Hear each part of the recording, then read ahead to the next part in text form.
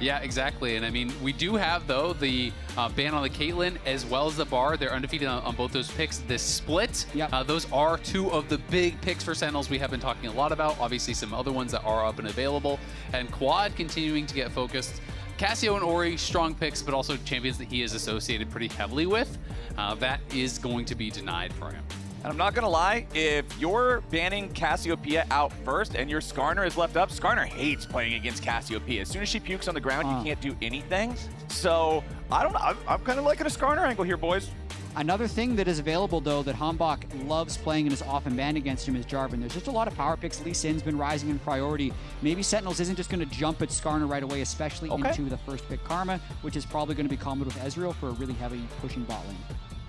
Yeah, it's going to be interesting. So Lee Sin going to get grabbed up here. So should be Lee Sin for Hambach. Of course, did catch some pretty major buffs recently and has been right back into pro play as a result of that.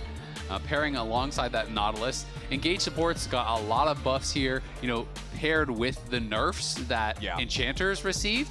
And we're kind of waiting to see how much that is going to affect the meta. A lot of Engage supports were already kind of making their way in, and I know LCS was tweeting out, who is this going to be the biggest boon for? I said Huhi, and I do think it is going to really help him, so I'm not surprised to see him going straight towards those Engage champs. Yeah, I'm curious to see tomorrow what Core JJ pulls out as well, because Team Liquid needs to have a little bit more direction in game. But onto this one, the Karma does come in, which is what we expect. I would expect Huhi to... I mean, it's kind of hard to not build one of the buff support items since all the tank support items end up being there's buffed. Buffs on everything. But we'll see which one he chooses, and then we'll get into it in-game. All right, so we've got the Karma Ezreal. Again, going to just keep track of how those Enchanter nerfs that you're mentioning, Isaac, sort of hopefully tone down the oppressiveness of these powerful Enchanters a little bit. But one thing that I feel like has just been in the meta for years at this point, and he is not going anywhere, is the Rumble. FlyQuest going to pick that one up here for Gakgos in the opening game. Yeah, Rumble, very strong pick. Of course, FlyQuest is going to be looking for strong CC pairings, and so I can expect that we are going to see some of these banned out by Sentinels, things like the Jarvan that you had mentioned being up and available. You do not really want to give over as a pairing to that Rumble. So strong alongside that, especially with the Ezreal all over the top, the Rumble all over the top. So I am expecting a couple bans thrown Griffin's way here, Jarvan, and then maybe another kind of Engage champ going to get banned away as well. Yeah, I feel like you've got to be looking for Engage from FlyQuest's point of view. The only hard CC between these three champions is a Karma route that takes time to even proc. There is not lockdown available on this team right now, and you're going up against Lee Sin and Nautilus. Jhin can follow those plays up with a Deadly Flourish. There's a lot more tools on Sentinels here in the first three picks. Yeah, the other ban I was thinking of for Sentinels as far as jungle champs is maybe something like the Wukong. You know, take away the Wukong as well as the Jarvan, because I'm just thinking about champions that can engage as well as have AoE CC to really set up that Rumble for success. And, you know, on the other side, it is a focus towards the mid lane, it looks like, for now. But that it could also be a top lane pick, of course, because we've seen Gakgos play it. Kobe was also talking about the fact that Impact has been spamming that Anivia up at the top lane as well. And so it is going to get banned. You can call it flex ban, I guess. Yeah, counts for 2. 1.5. And it's strong in lane against the Rumble, so it's something that would still be good in the Sentinels team composition. I do really like this Jhin angle in this game specifically, since the Nautilus is going to want to leave often and everyone on FlyQuest is squishy so far. So I think both teams have their own good synergies amongst the three champions they picked so far.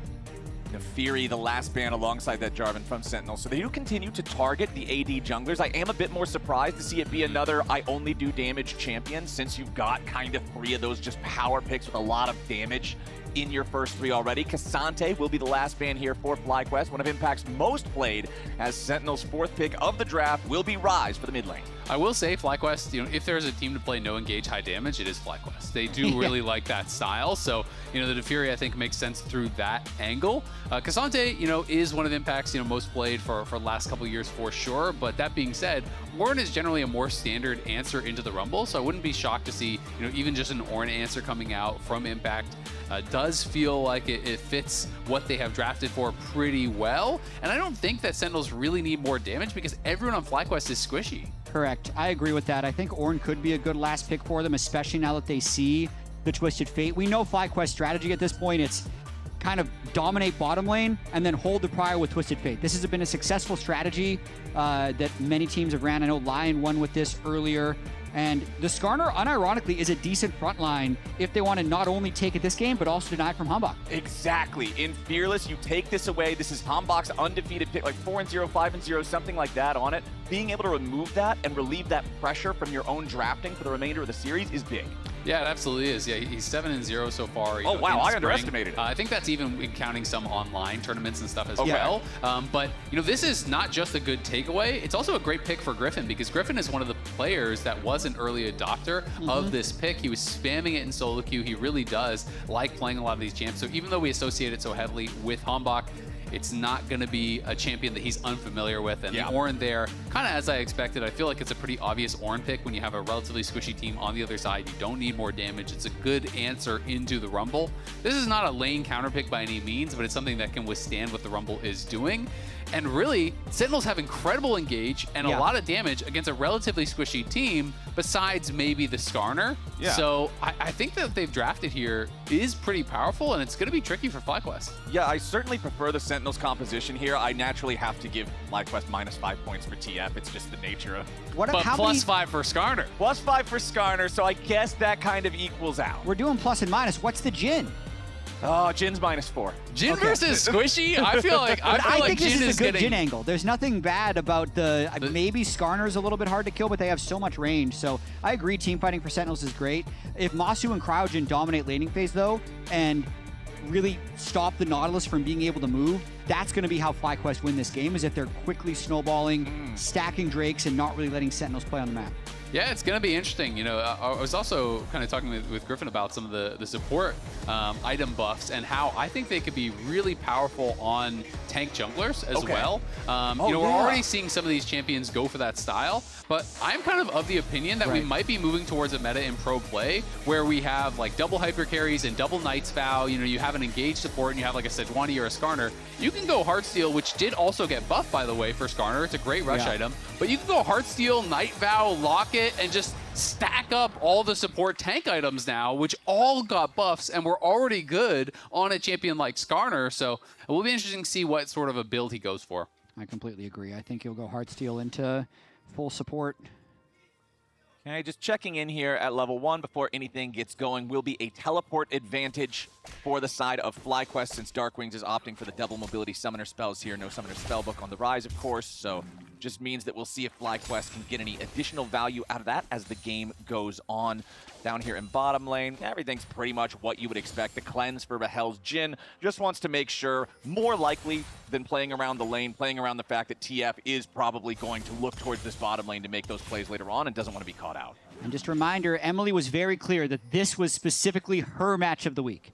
So she claimed that this was the best. This is the big one. Yes, the big one. She says, don't bother watching tomorrow. Today is the best. This is what Emily said. Well, remember last week when we were talking with Emily, she was initially sad because Sunday was her match of the week and Saturday went to 5, but then Sunday went to an even crazier best of 5. Emily's often right. She's dialed in. So let's hope Emily's match of the week delivers here in this one. Remember that last week was our first week of playoffs, but that was upper bracket competition. Even those teams that lost, FlyQuest was one of them, went the distance against Cloud9. I think a lot of people watching that series believe that it was very winnable for FlyQuest, but now they find themselves here in the lower bracket, and you don't get any more free lives. Yeah, and early on, you can see a quick recall from Hambach in the jungle on Lee Sin, buys that longsword. I think this is a really smart thing to do against Griffin, who kind of always fights crabs. They also got to see Griffin on his Raptors, so not too surprised if we end up seeing a fight around Bot Scuttle. And you can see here, this is the last 3 series that they played in Lock-In versus the most recent 3 series that they have played in Spring. It was a lot of C9 and LYON, and you really can see the improvements from Lock-In to Spring. This team does feel like they are leveling up. All we were talking about after those Lock-In series was, wow, Griffin got slammed by Inspired and Blabber. That was absolutely not the case in these most recent series. We had a win against LYON. We had a 5-game series against C9 that they absolutely could have taken. This team is getting better throughout the months. It's the difference between going 5-6, yes, still technically a negative record, or going 1-8 back in Lock-In. So FlyQuest definitely leveling up against those top-of-the-table teams. But Sentinels, just like I was talking about when we saw the players walking onto the stage, you can never really count these guys out. Nice dredge line there into the Deadly Flourish right after. Rahel and Huhi finding a quick combo there with a Cryogen. The heal has already been used. Cryogen does have the flash, however. Hambach goes in. Safeguard right on top of the enemy support. Finds the kill there. Deadly Flourish puts the dredge line yet again.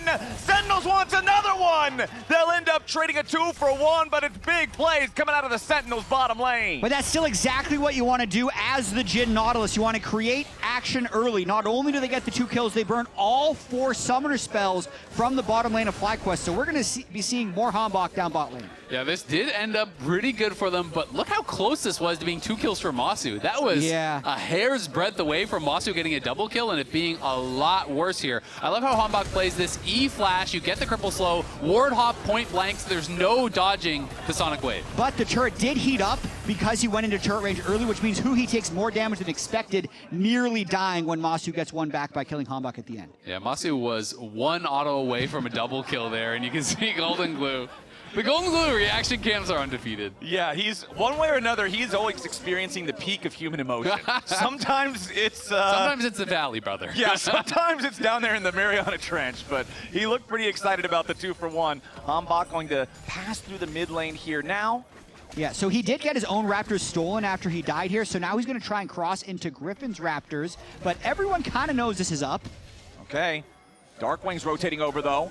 He will be the first of the mid laners to make his way into this scrap, as we are going to have 4 collapsing here from FlyQuest. Hambach in a lot of danger. Safeguards back over to Huhi, but now a beautiful mystic shot comes in from Masu, and he'll pick up the kill. Huhi with a flash over the wall, tries to get away. Hit with the upheaval there from Griffin, so he'll stay alive, but Sentinels gets punished. We like to talk a lot about junglers punishing the missing flashes from the AD carries. How about the AD carries punishing the missing flash from the junglers there? As they knew Hambach was without his flash after that gank, they rotate up. 4 members of FlyQuest show up to defend the Raptors here, where Griffin, you know, people give him a lot of heat when he gets those deaths at the Raptors. Now it's them punishing. And the big thing here is that he's just brought his whole team. So they have 4 people in their own jungle, whereas Rahel's not quite there and can't support the play. So it is a numbers advantage for FlyQuest. Cryogen and Griffin syncing up to help each other, going Raptors to Raptors, and then also punishing Hambach with the death. And now Masu has 2 kills. So just like that, you know, he is back in the lead here. And playing confidently, FlyQuest, you know, do get killed off on that bot side, but Griffin, you know, just power farming. He's about to hit 6, and that's when Skarner absolutely can look for some plays.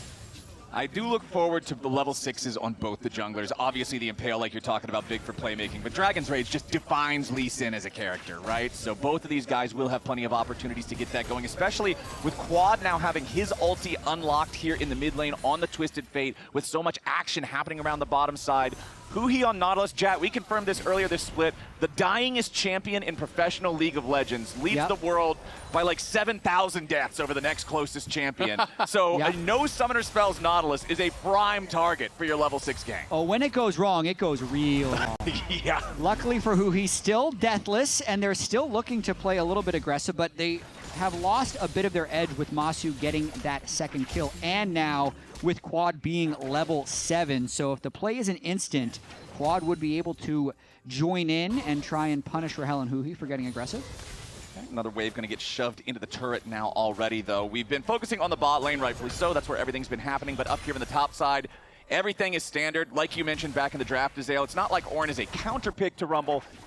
Just a very common answer. You survive early, you build your Kanik Rookern, and you're just going to be that big brick wall in the team fight. I mean, Ornn is just one of these champions that all of your abilities are AoE damage. So your wave clear is really good. You're able to deny the ability to push in for a lot of these champions, especially in a melee versus melee matchup. Ooh, Huhi going in with a flash. Dredge line looks for the play here, and sure enough, they're going to find it. Cryogen does not have the flash ready to go. His heal was back off cooldown, but there's no point spinning it there, so Sentinels find the invade this time and come away with the kill. And credit deserved by Huhi. It was his ward. He actually just went in, dropped that ward, and then Cryogen was on a roam timer looking for a base and gets spotted on that ward. Oh, tries to predict the shift. Yep. But that's just Nautilus doing things that Karma or Lulu wouldn't be able to do. It completely changes the dynamic of the game, and something that's been interesting as a few supports have gone back to melee after being in such an Enchanter meta is just for the Enchanter players, things that were safe are no longer safe. Right. Like, you're just not used to having that much threat when you're in your own jungle or on wards, because at that point, yes, he's on a ward. If he's against a Nami, maybe a bubble flies out and he can probably dodge it. But here's a Nautilus hex flashing over wall into chain CC, into you dying. So Huhi doing his best to punish Cryogen. Yep, Sentinels making sure that they finally get what they came for earlier when they tried to invade the jungle, but it is still a very slight FlyQuest gold lead. Of course, a big chunk of that is probably just the passive gold earned from Twisted Fate, since that's built into the kit. So I'm not really going to say this game's going super one way or the other in the first 8.5 minutes. Sentinels did grab themselves that first Drake. The Grubs are still alive on the map, and then remember, alongside the support item buffs that we were talking about earlier in the patch, the Grubs also got buffed in terms of both the damage that the tick does to the turrets, as well as how durable the little grubbies are. Yeah, and also Griffin going Protoplasm Harness first. Still fairly common if you're not expecting to scrap a huge amount or scale with the Heartsteel, but it's a really fast one-item spike. So he's looking to find combat, essentially, with this early rush item. Yeah, it is really interesting, right? Because there's also a 3 melee team where you can get sometimes really good Heartsteel value, but this is going to make you more powerful right when you complete it, and this does mean he is probably going straight towards all of these support items even faster. I don't think he's going to be going for any pure tank items. It is going to be just all tank support items, including the Protoplasm, probably Knight's Vow, Locket. Just full support is what I'm expecting from this game. It's kind of cool. Like, Skarner can do this. I know, like, Malphite can do this if he wants to. Just spam the low-cost items, and sometimes you just have different power spikes than the standard Sundered Sky junglers are going to have. You'll usually hit, like, if he's doing well, he'll hit 3 items really fast, because his 3 items are a total of, like, 7,500 gold. Constantly see Huhi firing off these dredge lines every time we pan towards the bottom lane, as those 3 grubs that I was mentioning were collected by Griffin while we were talking about the first itemization. Hambach up here in the top lane now, baiting to try to turn things around onto Gakkos here. Call of the Forge God does find the knockup. Sonic Wave into the Resonating Strike as Quad arrives, though, using the ulti to scare Sentinels back away. Hambach wants another Sonic Wave, but not going to hit this one. Honestly, not a whole lot of damage done to Gakkos there, and he doesn't even have to flash. No, doesn't have to flash. They do spend the first TF ult, which is a pretty long cooldown. And you think, hey, maybe they can actually threaten Lee Sin when the gold card hits, and then you look at the TF's items, and he's on Swifty Boots and a Catalyst. I mean, so he's just not going to do any damage. Impact is just not going to die this game, is kind of the look of it right now. Nice kick. Nicely done. Quad getting away. Has to try to get further back into the jungle, but no, sir, not going to happen. The Resonating Strike secures it, and Hambach picks up kill number 2. Use that tempo created from the top lane gank, just run straight back down river, and then makes a play when Quad re-arrives in lane. So really nicely done there with Hambach's Lee Sin early on in this game. I love when Lee Sin is back in the meta. I feel like it's a character that allows players to really have so much skill expression in both their mechanics and their decision-making. Completely agree. It is very exciting. Huhi on the wraparound. Yep, he's decided to go forward. Open with the depth charge into the dredge line, plus that Deadly Flourish combo. Huhi is going to lose about half of his own HP here, and Rahel won't get the opportunity to open up the curtain call. Masu's still healthy enough. Cryogen could block every bullet. Griffin does show up down here, though. So if Sentinels stick around a little bit too long, they may end up getting punished. And sure enough, as soon as Huhi takes the recall, Griffin swoops in with the Ishtal's impact. Rahel isn't going anywhere. He tries to get a kill in exchange, and FlyQuest wants to give the kill over to Masu. It's a good thing that Karma Shield showed up, because I think the cannon minion would have killed Masu. He had about 10 health, and the cannon got smote there. I think it might have actually killed him. That was crazy close. That 4-shot in the queue doing a ton of damage, but they do get the kill, and they get the cleanse off Rahel, which is, I mean, Cleanse has got to be the most wasted summoner in all of League of Legends. Like, ADCs are just so used to just reflex pressing, thinking it's heal or ghost or something. And now Huhi once more going in for those dredge lines. This time around, though, there's no follow-up for the punish on Quad. A lot of fighting happening right there. We know that FlyQuest loves to play on limits. Even in little things like giving your Ezreal a kill, as Griffin flies back into 3 people. So these teams are constantly just trying to push each other around in bot lane or in the jungle. You know that Griffin's confident to do that because he had teammates nearby and he has Protoplasm Harness like we were talking about earlier. It gives you a deceptive amount of extra durability flying over the wall like that. You know the Jhin isn't there, if you know that they're not really ready. But here's a quick look at the comparison, the career on Skarner for these 2 players. Since Griffin has played it a lot, Hambach has played it a lot, 15-3 is pretty crazy. It makes sense why FlyQuest would want to deny this from Sentinels. Yeah, it's just been cool to see him bring it out so much this split, really looking comfortable. It's a great denial. They did ban out both the Bard and the Caitlyn, and now you've taken away the Skarner, so if they want, they can just maintain those. Nicely done there from Huhi with the dredge line on Masu. Counterattack arrives from FlyQuest, but now Hambach's getting locked up here in the front line. Masu's still very low, staying alive as the curtain call opens up. The bullets aren't hitting the target. Beautiful Dragon's Rage to set up the fourth shot. Hambach making it look easy there as Griffin at least gets one back. Huhi falls. Rahel still trying to find the damage here for the big fourth shot. Deadly flourish out of the Rune Prison. Resonating strike over the wall. Griffin very low with the Protoplasm. Harness healing him right back up. It is a scrappy one here in mid lane. Somehow just the supports end up falling in that mid lane scrap, but it looks like Sentinels is going to be able to rotate over and take this next Drake. Beautiful Dragon's Rage into fourth shot combo to pick up that kill. And you're seeing, to me, Sentinels does just have a lot more damage. FlyQuest kind of can burst one person, and they're just surviving, waiting for more cooldowns. Yeah, I mean, their comp is basically just CC someone, gold card front line. You can see Hambach goes in, gets hit by the gold card. It's starting to look like this fight could actually go pretty heavily towards FlyQuest. But then as they're lining up to block the Jhin shots, three-man kick takes out Cryo and puts Masu low enough that he never really can re-enter the fight. Yep. No barrier either, so he has to play completely on the edge right there. Huge play. Basil and Miss Chim Chim here in the studio, co-streaming the festivities as Golden Glue remains with the best speed in the house back there in the coach's room. I'm sure these types of close fights with everybody getting down to 200 HP are great for GG's blood pressure. Oh man, you gotta love it. I mean, he's a competitor through and through. Obviously, you know, had a pretty long career as a pro, and then now coaching. You can see he is feeling every fight.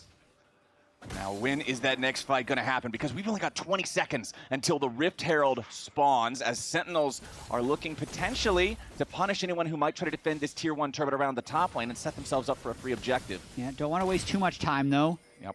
They were hoping the quad was a little bit faster onto that wave, but now they want to really control this mid wave. Yeah. I feel like they kind of gave it away with the hit on the vision plant. Maybe FlyQuest would have assumed it anyway, but as soon as he hit the vision plant, a bunch of blue question mark pings went over in that area, and then Quad just waited back in the middle of the lane, and then they throw the Ezreal ult to actually scout the Tri-Brush. So FlyQuest were fully on it, and not going to take any risks there. Quad knows he really is a target here. You can see Bandle Pipe second for Griffin, so double support items here already.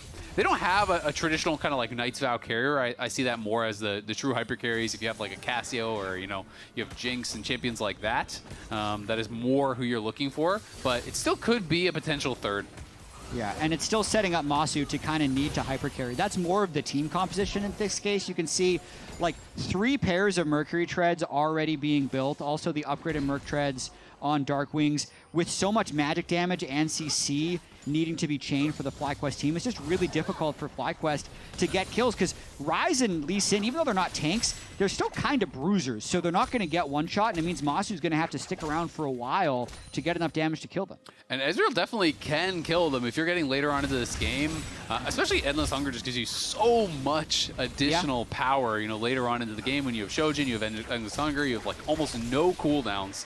And Ezreal can become a real threat later on, plus the protection of the Karma, lots of CC around him. So we'll see if there is going to be a fight here. You can see Lee Sin and Jhin trying to push out mid lane. Looks like they want to scrap with FlyQuest. All right. Keep your eyes on Hambach as the dredge line from Huhi hits Masu, forces the Essence Shift away.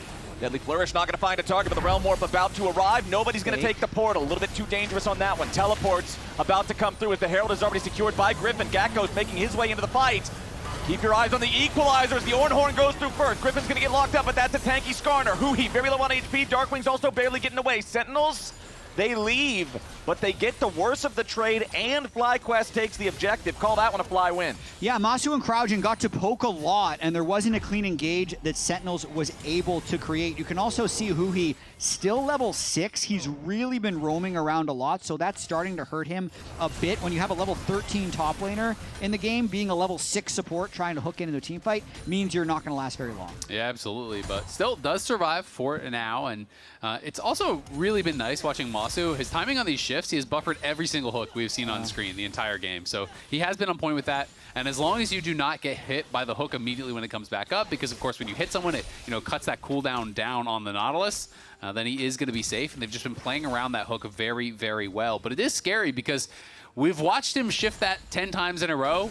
You don't shift it one time, you die, right? So that's the time people remember. Exactly. Yeah, no cleanse, no Mikhails yet on the Karma. He's just completely trusting his timing this entire game. I will say, you know, Rahel is kind of the build that everyone hates on Jhin, which is Ghost Blade into Rapid Fire. But that being said, you know, it is not the tankiest front line. It is just Griffin that he has to deal with. But, you know, if you can't get past Griffin, then you can't deal with the rest of the team. But you also need range. Like the Ezreal TF, they're just trying to outrange you, keep you at that pole length. So I actually think it's fine. That's what R is for. You open up the curtains, you shoot it from for the range. A mile away. Yeah, that's the range. It's a firing range. You get 4 shots. Well, Quad is going to be working in towards the Lich Bane, and then we're expecting Rapid Fire third, and that is where I feel like these style of comps really kind of come online, where every time you have that Rapid Fire ready, you just go for a gold card, you gold card anyone, and you just put pressure on them. It's guaranteed poke from the Karma, from Electro Harpoons, from the Ezreal, and they are going to see if they can pull off a dive on bot side here, but FlyQuest feels like they're aware. Nobody else is around Quad right now, so there shouldn't really be a whole lot of ways out here for this Twisted Fate. Meanwhile, FlyQuest will get something back, summoning up the Herald in mid lane, taking out the tier 1 turret there, as now Huhi finds a dredge line onto Griffin, but he's got to be careful. The rest of FlyQuest is right behind that Skarner. Huhi continues walking away. Hambach now with a safeguard, back towards his own support, but it's Darkwings who's got to be careful. He has to walk out the whole distance of the equalizer. Hambach also eating a ton of damage here from the Flame Spitter, but nobody else on FlyQuest could do the rest of the damage. So even though Gatghost gets 2 targets, very, very low, it's not low enough, but it is enough to earn FlyQuest control over the Dragon Pit to stop the Sentinel stack. I think it's a pretty interesting trade, not necessarily a clear win one way or the other, because stopping Soul Point is very important to FlyQuest, even if it costs them pretty much all their ultimates at TF and a lot of plates on that top turret. So FlyQuest delaying the Soul, and Sentinels is getting a lot of gold for this trade. Yeah, they are getting some gold, and Sentinels going to be happy that they got the kill, but I do think it was critical for FlyQuest to stop that Soul stack here. If you're giving over Cloud Soul, that is so ridiculously powerful. And the timing, you know, even in a 4v5, they knew some tools had been spent to kill off their TF, so they really hard forced. They got in there to stop the base from Darkwings, and they know Darkwings is not playing TP. Yes, he has a Realm Warp, but ever since that Phase Rush nerf, it has been pretty much all Ghost Rise, and we're able to stop that. Now Griffin under pressure in his own jungle again. Protoplasm Skarner. He tanks a lot, but he still feels enough pressure to need to flash over the wall to make sure he doesn't lose anymore. A little surprised he flashed instead of trying to walk it off, but Jhin was in range to apply some additional CC, and now it's Cryo. Yeah, this is more of a problem, as now they're also going to commit the depth charge here onto the Karma. Ornhorn flies over the wall, but Cryogen with a flash away clears enough space to keep himself safe. Meanwhile, Sentinels bringing in even more backup, dropping wards in the FlyQuest jungle, stealing away camps. And a lot of cross-map happening right now. Both flashes burned from support jungle, but while FlyQuest was taking the Dragon, Ornn killed top lane, Jhin killed mid lane. While the fight in the jungle was happening, Ryze killed bottom lane. So Sentinels really opening things up, clearing the last 3 outer turrets in the last 3 minutes.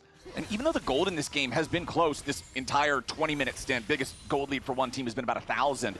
The scoreboard has told a very similar story the entire time, which is Masu and Gatghost are the gold leads for the FlyQuest side, while the other 3 roles go slightly in the favor of Sentinels. So I'm really looking specifically at Masu, who we were talking about needing to be a hyper carry earlier, alongside Gatghost and his equalizer placement in these big fights to be the difference maker and tip the scales for Fly. I completely agree, but I do think one thing that's lost a little bit in translation sometimes when you're looking at just the numbers is how ahead Ryze is, because TF has got 900 gold from his passive, and he's still down 350 gold, right? And TF is balanced around having more gold. That is part of the champion's design. So when Ryze here already has an ornament, is quickly going to be on 3 items, and is up the equivalent of basically 1,200 gold plus now an ornament on top, I think this Ryze is ridiculously strong and could be a real problem here. And also, Rumble is kind of printing fake gold as well with his first strike, so the overall gold says... Got a lot of counterfeiters here on FlyQuest. Yeah, even gold. I don't know. I don't know if it is. Ornaments don't count. Okay, all right. TF prints Everybody's money. got fake money. First Strike, I will be a little bit of a defender, because First Strike is just a scaling rune, right? It actually does pretty good damage later on in the game because it is a percentage damage increase. So I see First Strike as a bit different than the TF gold, but definitely the gold league can lie to you a bit. Yeah, but on the topic of Darkwings, he is having a really strong Ryze game, and a lot of people don't realize how long this guy has been grinding. He spent essentially 7 years in collegiate, Tier 3 and Tier 2, even had a stint in 2023 and 2024 where he was playing collegiate at the same time as playing Tier 2. That's wild. Constantly showed up in NA in-houses and spammed solo queue, but once he got that LCS chance, he hasn't really let it down. Goes from DSG to Sentinels and is having a great game here. Yeah, I feel like he's actually playing very well.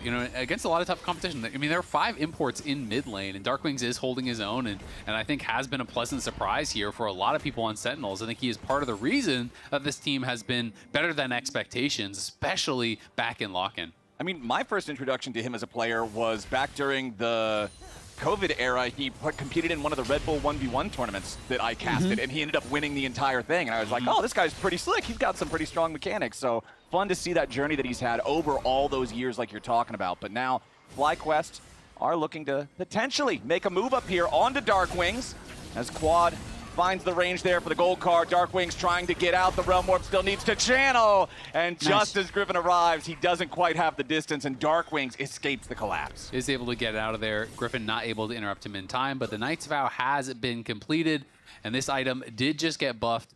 Flat percentage damage redirection, basically damage reduction, as well as, the increase on the amount of healing you receive from the person who you have put the Knight's Vow on. These are very significant. Flat increases in numbers, like in percentages like this, matter a lot in League, especially when you're talking about late game when someone is pumping out a ton of damage. People think a lot about, oh yeah, you're keeping your carry safe. What I think people underestimate with Knight's Vow is how much it is keeping you safe when you have a 6-item AD carry and they're healing you for 12% of their damage. Just incredible synergy between a tank and a fed carry. But I really feel like in this moment, Sentinels is very strong. Okay. The way they kind of improve their play is simplified. They pick team fighting comps and they stack Drakes. That's what they did in lock-in when they made it into top 3, and that's kind of what they need to do now. They've grouped all 5 players, they have a nice spread, and they're going to try and pick up this soul point. Impact and Darkwings are going to find Gatghost off to the side here. That's a level 16 Rumble that's about to die before the fight even starts. Gatghost is down. That is a critical pick for Sentinels. FlyQuest scrambling to try to get everybody else away as Sentinels get exactly what they needed. Gatghost gets caught unaware, passing through his own jungle, and it's the solo laners from Sentinels making the big pick. Nicely done. It's going to get them the dragon here. FlyQuest do just back off, so it shouldn't be much more than that. I don't think Sentinels is going to do anything crazy like run up to Baron and start that. But it will get them to soul point, and they're happy playing this sort of slow game because they have guaranteed CC, they have hard engage, and they're just going to keep setting up around these objectives and looking for picks with Ornal, with Nautilus Ult, with Realm Warp, with Lee Kick, with all of these tools that they have. They don't need to make it complicated. And they bursted Gatghost that fast before Rise's Actualizer. So it's only going to get worse. It's the story of having 4 squishy champions and a Skarner against a team that has so much engage about not needing that much damage because they have plenty. I mean, that was pretty much a Jhin W and a Rise combo onto Ornn applying the CC. And Rise was on 2k gold, so he bases, there's the Actualizer, and he's already building in towards more items on top of that. He is ridiculously strong. And there are 4 ornaments done because this game has been slow and Impact has just been prioritizing XP. He's not overgrouping. He's just been kind of sitting and farming in side lanes. And he's level 16 on the Ornn. So everyone but the support already has their upgraded ornament. Each of those is additional power for these carries. Scary, scary stuff for FlyQuest, who now know, okay, that dragon setup really went bad really fast, and now in 4 minutes, you've got to do it again, or you're giving away that Cloud Soul, which is only going to make things so much more difficult. FlyQuest does have this Scuttle Vision for a little bit longer up here on the top side of the map, but I do expect the battle to be over Baron here with the dragon still so far away. I'm going to be honest, though, I'm really struggling to see who FlyQuest is even going to go for. They're going after Huhi right now, it appears, as Impact flashes over the wall, keeping himself alive as well. Huhi pretty low on HP. Spider-Man's back away. Impale committed only onto Impact as Huhi flashes over the wall, staying alive. Impact, it's hard to kill him, but he will eventually die. Darkwing's positions with the Realm Warp behind enemy lines, but that's a big pick coming out for Fly. And FlyQuest is going to stay aggressive. I think they go straight for Baron here and try and get another pick. They can fish with gold cards. They have the Rapid Fire Cannon on quad, so even if they start this, I wouldn't be surprised if they peel for a fight. Okay, but the big thing to note is no flash on Griffin, no Skarner ulti, no TF ulti. Equalizer still ready to go.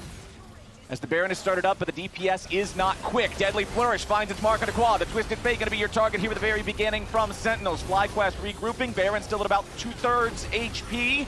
Griffin staying on it as the 4th shot flies out. Cryogen, the only one taking any meaningful damage. Sentinels still trying to step up. Griffin Gonna eat a fourth shot there coming out from Rahel. Azu, he's also got to be careful. Nice deadly flourish from Rahel, locking up the Skarner so he can't chase any further. Quad's got to be a little bit careful here. Darkwing's getting caught, getting burned down. The Rise takes one with them. Sentinels are piling in, but Griffin isn't dead here yet. Hambach goes for the kick. They finally kill the Skarner, but now a TP's about to arrive. Impact has made it back in. Ooh, he sends himself to his own doom as Impact finds the knock-up onto Quad. Needs a little bit more damage with the Bellows Breath. Cannot do it. It's a melee up here in the topside river as Impact does not want to stop the deadly flourish to follow up. Masu gets absolutely clapped, and Impact finds the kill. Impact Ornn coming in at the end of this fight, knowing his limits, comboing it with the Rahel W. I think that just kind of calms the nerves of the game, though. Who he was spamming commands to his team before this fight is ill. Yeah, you could see him in the player cam, shot calling how they wanted to play this out. The initial damage on Griffin was so big. I like the decisive call here from FlyQuest. They all fully turn on Darkwings, and Hambach thinks this is his moment. But as he flashes in, he gets gold carded and bursts down before he can do much of anything. And then to me, from this point, this fight all became, can Masu actually hit these spells onto Rahel? And Rahel is sidestepping everything here, just constantly avoiding the damage. And then this shift from Masu, I think, was just too early. You need to wait until the Ornn ult is redirected. Once that hits, the Deadly Flourish is guaranteed, and they're able to get that kill. Taking stock of the gold, though, we have Bloodletter's Curse finished on Gakkos, which helps them shred through the tanks. And then Masu just needs to keep getting more and more gold because he's the sustained damage in these long fights. And Rahel with the TFT Jhin, 8,000 damage? Yep. 8,044. There you go. And he's getting close to his IE now. He almost has the pickaxe, which would be that last component that he just needs to combine gold. So he is going to get really powerful. People talk about Jhin is not doing a lot of damage, which is kind of true in the mid game. But when Jhin gets towards that late game, he already has LDR. He's going to have an IE. He is going to be really hurting if he can land those shots. And what I was going to talk about before that fight is I just feel like there's not a great target for FlyQuest to look for on picks, right? Jhin is a mile behind everyone else. Who do you Skarner ult, right? The Rise is really tanky, the Lee is really tanky. You basically have to full send it on someone and just hope you can burst them down. And they don't have the inside track onto this Cloud Soul, so Griffin's trying to move his body in there to get it, but Quad will probably need to burn his TF out just so they can get into River. Look at Gakkos, though, looking for the angle here on the Equalizer. If they try to fight in one of these tight corridors just around the edge of the river, Hambach not going to hit the Sonic Wave. Quad hanging back on the side, ready to enter with the Destiny if he needs to. Knows that he can't put himself in imminent danger. Hambach just going to jump over the wall, immediately start up the objective, though. Destiny used to reveal that, so FlyQuest knows they got to step up now. Quad going to go ahead, port in over the wall. Has the gold card just about locked. Going to use it right now as Griffin trying to reposition himself. Ornhorn flies to the fight already. A nice pick. Rahel is shut down. Griffin gets exactly what it needed, and FlyQuest may have found their fight. Hambach completely out of energy, has to retreat. Gakkos is low, but he is not dead. Rahel getting picked there. The battle line's failing, and the Jhin dying opens up the door for FlyQuest to take it. Stops the Soul. What a flank there. The TF and the Rumble coming in at the same time to really just pincer all of Sentinels. And it looks like they're going to run back this Baron 4v5, dare Sentinels to try and stop them. That feels like the moment where a close game could quickly explode into something that's no longer close at all. That massive pick there onto Rahel as the fight begins, killing off that Jhin before he can do anything. Now Hambach looking for what would need to be a hero moment to try to steal this Baron away. Most likely a one-way trip if he commits. Darkwings, though, nearly dead himself, forced to use the Zonia, staying alive for now, and he cannot trade Quad. So that's another kill back up to FlyQuest as they take out the enemy mid laner and return to the Baron pit. They're just playing this so decisively. I love this play from FlyQuest here. They are low on engage, but they full send it. They're just charging in after anyone they catch with the Karma Tether, with the gold cards, with the Ishtal's Impact, looking for these plays. And such decisive play around this Dragon here. I love this. TF is ulting in on the side and just kind of combining with this flank from Gakkos. Look at the Equalizer, and even though Impact keeps Quad out, look at Rahel. Gakkos just flashes in on him. Griffin gets in with the Impale. They collapse from multiple sides. There's nowhere really for Rahel to run. And they just don't stop either. They're still trying to pull Sentinels into this Baron with Darkwing still dead. Impact's on the other side of the map. He does have his teleport, but I don't know if they're really planning on doing a whole lot with this. Quad arriving here for that gold card onto Hambach. Shift over the wall from Masu. They want to try to finish the kill. The equalizer slows him down for the true shot barrage. A kill on Hambach plus a Baron means a 5,000 gold lead for FlyQuest. They are just throwing everything at Sentinels, and Masu's starting to get to those items, but the plays are trying to continue as they just miss quad. And that was also the orange TP. I don't understand why Impact waited so long to teleport. I guess they, for some reason, made the call. We can't actually fight. We can't contest. Yeah. So Impact is split pushing on Ornn, and then TPs after you've already lost the Baron. I feel like had he been there, he might have been able to create some space for Hambach, walk in, get some vision for him to try to look for a steal. But FlyQuest punish heavily there. They collapse in onto Hambach, they take him out, they secure the Baron, and then Quad escapes with his teleport, trading for the teleport and the Realm Warp. And now this map is very scary for Sentinels here for the next 2 minutes. FlyQuest going to put this Baron to work, utilizing all that damage, all that range to take everything they can off of the map. Tier 2 turret here in the bottom lane will fall as FlyQuest pressure 2 different lanes. And FlyQuest has really clutched up in the last 4 minutes. This game was incredibly even, maybe even behind for them, but now Masu has this Ezreal power, and they're playing the Karma Ezreal as long as he doesn't get picked. It's all eyes on Masu. And you can see Impact stepping up to try to psych him out there a little bit, but Masu just completely steadfast in his positioning as Quad going to put the pressure on the mid lane tier 3. Meanwhile, the rest of the team, alongside these 2 Baron-empowered cannon minions, have the bottom lane turret down to its final plate. Next wave about to crash into the turret now. FlyQuest playing it slow and safe. Don't want to overcommit and allow Sentinels and engage underneath the turret that's barely hanging on. Bottom lane inhibitor now exposed. Quad again, going to have the wave shoved up in mid. That one's not going to drop quite yet. FlyQuest continue to push bottom side. Impact stepping up. Not a whole lot to be gained from a deadly flourish there to Griffin. Counter Impale comes out as the Protoplasm Harness heals him up yet again. Flashback over the wall from Impact. Griffin stays alive.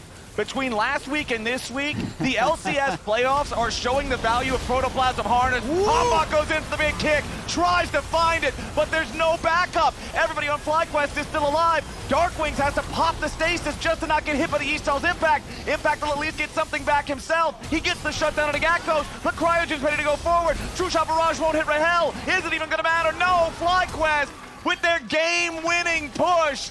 Yet again, they don't back down. It's a full send in the bottom lane from FlyQuest. They counter the Sentinels' attempt. They want to find the last kill here in the fountain, and Fly take game 1. Yeah, so we identified the 3 champions you mentioned, the Caitlyn, Bard, and the Skarner, that have been the majority of Sentinels' wins in Spring Split. Skarner already taken away and beaten Sentinels with. They have quickly banned the Caitlyn and the Anivia, but the Bard would still be available for later in the draft. And the important thing to remember about Sentinels when talking about their wins as well, even though they're a team that didn't do well overall in terms of their series win-loss, they were a team that was constantly making sure their best of 3s were going the full distance of 3, even when they lost. They were a very scrappy team. So we've got the Jarvan, the Varus, the Nocturne banned out by Sentinels, Caitlyn and Anivia banned out by FlyQuest. The Bard would be the expectation here. Since Sentinels have the first pick, it seems like it would be a pretty easy one for them to lock if FlyQuest don't respect it. Well, the interesting thing, though, Blitz. with this Blitz ban would be Ashe, so one thing that I've noticed in the last couple weeks is the bot lane pairs have been more disrupted than ever. Okay. Orianna is also completely unbanned. So that's a huge pick for Quad as well as Darkwings. They lock in the Orianna. Maybe they match it now with just Ashe Seraphine, because the Blitz would be something who he would pick to blow that up. Put one of them in, alt away their shields and try and one-shot them. Giving away Orianna is kind of crazy, but it would allow them to pick their bot lane pair right now if they want to. I think it might just be doing Lucian Emilio, because I know some people have been playing Blitz as Emilio counter recently. So like maybe that's why they would think about it. But yeah, I mean, Blitz is picked pretty rarely, but like you're saying, it's picked as a counter to enchanters, right? Yeah. Like, Seraphine, Emilio, Lulu. I am pretty surprised to see that banned out, though, and I'm also surprised if Bard is not going to get grabbed up here while it is up and available. And so it is going to be Lucian Emilio, as I was saying. Yep. So that's probably the angle that they're going for. And now the question is, does Huhi go towards his Bard? Generally, they have done Caitlyn Bard as a pairing. Yeah. So maybe FlyQuest is saying, you won't actually pick Bard. without the Caitlyn or without, you know, an Ezreal, which is another good pairing but was already played. So I'm going to be interested to see who he goes. A lot of mind games here. Cassio is one of Quad's best champions, also one of Darkwing's best champions. And the lane is good into Orianna, even if Orianna has some scaling advantages. And it's actually just going to be the Ashe Seraphine into the Lucian Melio, so a bit of a handshake on the bot lane pairs. Yeah, it is interesting because I feel like this is kind of considered the new age Seraphine Ashe counter is Lucian Melio. A lot of the pros that I've been talking to really do feel like it's quite advantaged, and that is one of the things when you ask, you know, why Ashe and Seraphine are going down in prio is why is because Lucian Melio has kind of risen in priority. So I am pretty surprised that Sentinels are down to handshake it, but maybe they feel like, hey, it's not actually a big deal. We can scale well. Hawkshot is always going to be incredibly valuable. Seraphine is monstrously strong in the late game. But that being said, if you're positioned well on Melio, Breath of Life answers Ashe Arrow. It answers the Encore. It is so powerful. And that is why people really like these matchups. And the short trades, even early on from Lucian Melio, are very reminiscent of Nami Lucian. It's really powerful. All of the biggest Seraphine plays are Seraphine firing an Encore through 3 or 4 players on the enemy team, usually using one of her own teammates to set that up. But like you say, if Melio is in range of everybody, okay, cool, you pressed R, I press R, let's just reset, and now you don't have your big butt. Really interesting. FlyQuest, I did feel like Sentinels kind of had the edge in the Game 1 draft. FlyQuest then outplayed and found some clutch angles towards the end once Masu had his items on Ezreal, and now just massive, honestly, kind of massive scaling for both sides, but it looks like laning phase-wise, FlyQuest could have a slight advantage in mid and bot lane so far. Shyvana ban. There's one you don't see super often, but this is a pick that we've seen come up a couple of times since the rework. I feel like Griffin would absolutely be the type of player to not be afraid to slam that one in here, so Sentinel's going to go ahead and respect that. While FlyQuest also target the jungle, but much more standard stuff here, the Vi being their 4th ban, as we wait to see if it's going to be only jungle targeting coming out from both teams. There's not really any flexibility in what we've seen here in the draft in the first 3 from either side. We know it's bot lane duos. We know that it's mid laners. Xin Zhao going to be the last ban here for Fly. The one wrinkle I will say is that a lot of top laners are playing Cassio top these days. Okay. So I don't know that we're going to actually see it. In competitive, it's basically been exclusively mid lane, but that is the one kind of wrinkle that there is always a possibility. Given that it's quad, I don't really believe it. But Gakkos, if there was a guy to do it, I would believe that he would be bringing it out. So I'm just kind of opening the door for it because it's always fun when people go We'll for leave the door cracked open. Yeah. It's fine. Yeah. We don't got to lock just anything a little bit just of a yet. draft. Yeah, that's okay. So it's a lovely day out here in Santa Monica, as we do have Ambessa banned out. Final pick of the draft here for Sentinels. Just 4 jungle bans. Yeah, no problem. 5 if you include the jar. I mean, 6 actually if you include the first phase. So we're going deep into these jungle pools. Usually you'd think that would favor Griffin. Got some quirky stuff. He's got 2 different dogs he can play. True. All right, Jace locked in. Yeah, I mean, there's still like Mundo, there's still Pantheon's up and available, Wukong's up and available, obviously pocket picks like the Shen, things like Trundle, Sejuani. There's tons and tons of picks. I do think that Hambach, this fits him well. The Nefiri for Hambach, I feel like he is that aggressive style player. He wants to scrap, he wants to find angles. And Impact on another tank here is going to be playing the Scion. This is a matchup that a lot of people do enjoy into Jace. As long as you don't get blasted early, it becomes very hard for Jace to really push the tempo. And ever since those Arcane Comet changes a patch or 2 ago, Scion, some players are going back toward that, where you can kind of actually do a couple points in E, and you can kind of just do E poke plus Comet and actually try to win the lane. Jungle Shen's actually not bad here. I was thinking before he hovered it, especially with Nefiri diving in. Griffin loves to have that counter to the other jungler's play style when he decides to play Shen. Not quite as clear as the if Vi presses R, Shen presses R, but I feel like he can still make it work. And I like how you left the door cracked open, because I could see a last-second swap with the Cassio Jace, but based off of what Gakkos likes to play in Jace and Quad liking to play Cassio, I think they'll keep it the same. Yeah, the pilot's determinant in this one, but I can see the flexibility being a possibility here. I also do really like to stand united into Nefiri, like all assassins, but especially since Nefiri needs that reset to get the second cast of Hound's Pursuit. You just completely shut that down. All of a sudden, she's got no cooldowns in the middle of the team. The dog is going to a farm upstate, boys. Like, it's not going to be pretty. I do agree. The one thing I will say, though, is As a Shen player, it always feels so nice to have someone who is going to be a diver that you can Shen ult aggressively on, right? Really, there's only options for defensive Shen ults here, unless you're going to try to push in and Shen ult onto the Jace, who's then going to be diving impact, something like that. Yeah. But there is no Shen delivery system, right? There's no one to just flash into the middle of the enemy team and CC someone up. We say this, but Masu and Grakos are both willing to flash in at any moment. Frontline Lucian. I can imagine the Lucian delivery system later on in some of these fights. We'll have to wait and see. I can also imagine him getting shockwaved and instantly killed if he does that. But it is a play that you can do. Play. It is a League of Legends play. You can click your mouse in the direction of the enemy team and walk there. But I mean, the problem with Shen defensive ults, if you're kind of wondering why I say that, against a champion like Vi, it's kind of a one-way trip when Vi presses R. Yeah. Obviously, Nefiri, that can happen, but also sometimes Nefiri R's in, you press R, Nefiri presses W, hops over a wall, and then you're kind of like, oh. And that is always frustrating when you are playing Shen and you're going for those defensive ults, is if the team has low commitment engage, things like Ashe ult, things like Seraphine ult. You press those, they're like, help, help, help, help, help. You Shen ult, and then the other team just backs off, and now your 3-minute cooldown is gone. Cooldown is definitely something that falls into the category of the early ultis, things like Karthus, things like Nocturne, that whenever I see you on this pick, that first ulti has to be effective because it just feels like you lose so much of your presence and your tempo if it's a nothing burger, like you're saying. So quick update, Griffin was saying he thinks his mic wasn't working as well, so that's why they're changing the headsets, and hopefully, just the swap of headsets will fix that, no problem. Yeah. Also worth mentioning, I talked about Skarner, being able to do the support item build. Griffin's going to do the same thing here. It's probably going to be the exact same build. I do think that the tank support items are just straight up OP. Riot was obviously trying to push engaged support champions back into the meta, but the problem is engaged support champions aren't the only champions who can build those items. Tanks can kind of build them everywhere, so I do really feel like tank junglers are going to be so strong these days when you're looking at champions like Shen and Skarner and Sejuani, and yeah. I am vindicated, Isaac. This is for 10 years ago when Ezreal ruined every jungle item in the game and junglers had to get nerfed over and over because of Ezreal. Well, now Ezreal's friends' items, guess who those belong to? The junglers. What goes around, comes around. Ezreal's friends are the enchanters, buddy. Well, that doesn't matter. Ezreal's friends now are these guys because these are the OP guys. Okay. I feel like Masu's still the beneficiary of this. Well, as we're discussing who benefits from what item, we've got Emily standing by for an interview with Coach Golden Glue. We already had a sharp oh no from you.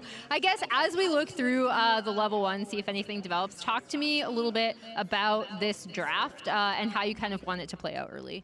I think this game, we kind of have a really just standard team fight comp. We've got a tank top, we've got Ashe, Seraphine, Orianna, and Engage. So I think both games, I feel like they're trying to run a little bit like higher execution comps, where they had like the S Karma, and we're kind of just playing more of the Engage, I would say. So it should be interesting to see how this one goes out. I think this game should be a bit more like, oh, we're fighting.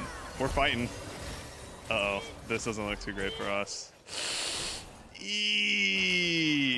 That's not great. That's not great. He did live, though. Yeah, it's not the worst. It's not the worst. Really quick, I guess, because last game was so close, and you kind of broke it down already, where, like, I feel like Sentinels overall does go for these more, like, straight-up team fighting compositions. What did you say to the guys going into game 2? I mean, I think that last game we just kind of looked over the team fights, because I think that's what it kind of came down to. I think we were in a really good position, especially after the early gank bot lane, and that we kind of just needed to focus the same target together. I think that one dragon fight, like, we had to protect our Jhin, and Jhin needed to, like, flash out. So it was, like, pretty simple errors I felt like we made last game. And I think this game, the team fight should be, like, a little bit more straightforward for us. Okay, awesome. Thank you so much for your time, Grayson, and we'll toss it back to Cass. I like how he said the words, it's not the worst, but you didn't believe him as he said it. Yeah. It was the tone. It could have been worse. It's still really bad, as Rahel has 3 CS, 2 minutes and 20 seconds into the game, still under his turret. Well, at least he's got a decent-sized wave here to try to farm up a little bit of who he's going to step forward and posture as aggressively as you can on a singing anime girl champion. because he has his jungler nearby, if their opponents do try to overcommit, maybe Hambach could show up for a punish, since he did like to make that early appearance in bottom lane in game 1, but it doesn't look like it. Masu and Cryogen just making sure they keep the pedal to the metal here with the Lucian melee. Yeah, I did like what he said, though, about having simple, easier to execute comps and how FlyQuest tries to play the higher execution stuff. And a lot of that pressure of execution then goes on to FlyQuest. Last game, they were able to execute. And this game, we might end up seeing a little bit of a scuffle at the grab. All right, Griffin versus Hambach as, was that Griffin fighting that away? Nicely done. Yeah, that is really nice. Oh, Rahel in trouble. Yeah, Rahel has to try to flash, but it won't matter. That's first blood. Masu and Cryogen in the 2v2, and Griffin says, why not make it a combo plate? Masu just takes a turret shot. Who he does get away for now, but man, bot lane is a disaster early for Sentinels. Yeah, who he would have been dead too, except Griffin had no Shadow Dash, so he had no taunt. He had already used that on his way down towards bot lane. So if the last one wasn't the worst, this one is. They picked this into the Lucian Melio, and Masu and Cryogen slamming them in the 2v2. This wraparound there was just so smart. I really love that. As the wave is pushing out here, you know, Rahel and Hui are close to their tower, but Masu and Cryogen just show up behind them, and Rahel, even with the flash, dies here. That is tough. Yeah, no barrier from the earlier trade, so they could play extra aggressive on him, and now just kind of keep the pressure up in all their lanes. The Casio isn't up in CS, but this is what you can do to the Orianna early. You land 1Q, you just start all-inning that Orianna because you have more sustained damage. And I think one of the fun things about this series is that we have the oldest team in Tier 1 versus the youngest team in Tier 1. Yeah. Out of all of the teams in the world in Tier 1, this is the youngest team, FlyQuest, versus the oldest team on Sentinels. And Rahel taking some rough trades. Uh-oh. Yeah, the young guns are coming out swinging. Rahel just wastes the barrier yet again, and Masu and Cryogen are going to turn this into a seriously frustrating experience seriously quickly. Another 2v2 kill for Masu and Cryogen. They had so many of them in lock-in. I feel like it calmed down a little bit throughout Spring Split, but they're back at it for this game. I gotta say, though, Rahel turned back into that. I think he was actually kind of out of the fight, and then he popped his barrier and just started the fight. Maybe he thought he wasn't going to be able to get away anyway, but does end up just kind of continuing to scrap, and mid lane is getting beaten as well. This is looking tough for Sentinels, but they do have really good scaling, they do have really good team fight, and they do have a simple composition. So as long as they can kind of staunch the bleeding, we'll see. Well, FlyQuest bottom lane is off to a great start of this second game, and we have a clip of Griffin hyping up Cryogen with a motivational speech right before the game. Take a look. I'm so anxious, bro. Like, I don't know what's going on. Bro, makes sense you're anxious, bro. I know why you're anxious. It's playoffs. You've never been here before. But don't worry. The big G's, Masu and Quad, bro, we have been here before. We played against the greatest in the world. So when you're nervous, just look to your right and see the big G's on your team, and you don't have to feel nervous. It's like you look to your right and you see fakers on your team. Bro, just trust yourself. Bro, just trust yourself. So when you see and you look to your right, you see Masu, Quad, Griffin, Gakus, bro, just know it's a free win, bro.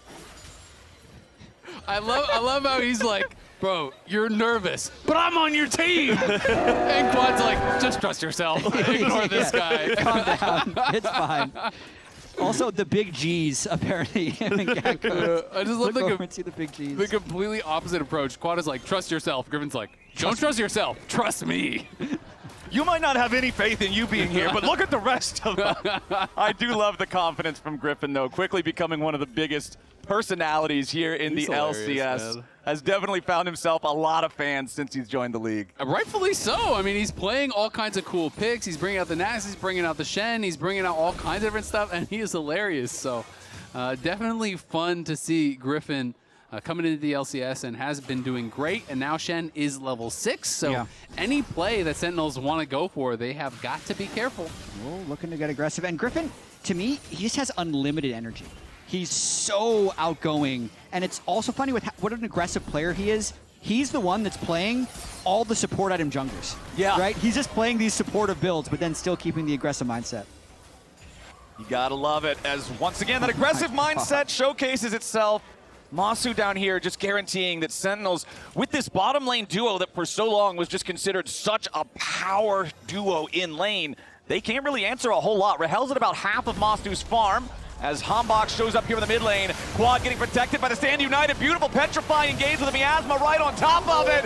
Hambach bites off more than he can do, tries to flash away, but it's Griffin with the shadow dash flash, ready to follow and cuts him down. 3-0 game, FlyQuest. And that is exactly what you want to do on Jungle Shen. Other jungler presses R, I press R. And because they had the Cassio ult into Miasma, it buys them enough time to be able to chase down the counter kill. And I mean, this is just perfect. Griffin is just power farming here, and they hit him with the shockwave as soon as you see that ult coming in. And also, he used the W early, so he has no W to actually immune any skills. He used it for the additional damage here. Yeah. And then Hambach just gets chased down, Shadow Dash Flash, hits him with the auto to finish him off. Nice, Griffin. Nice. Good job.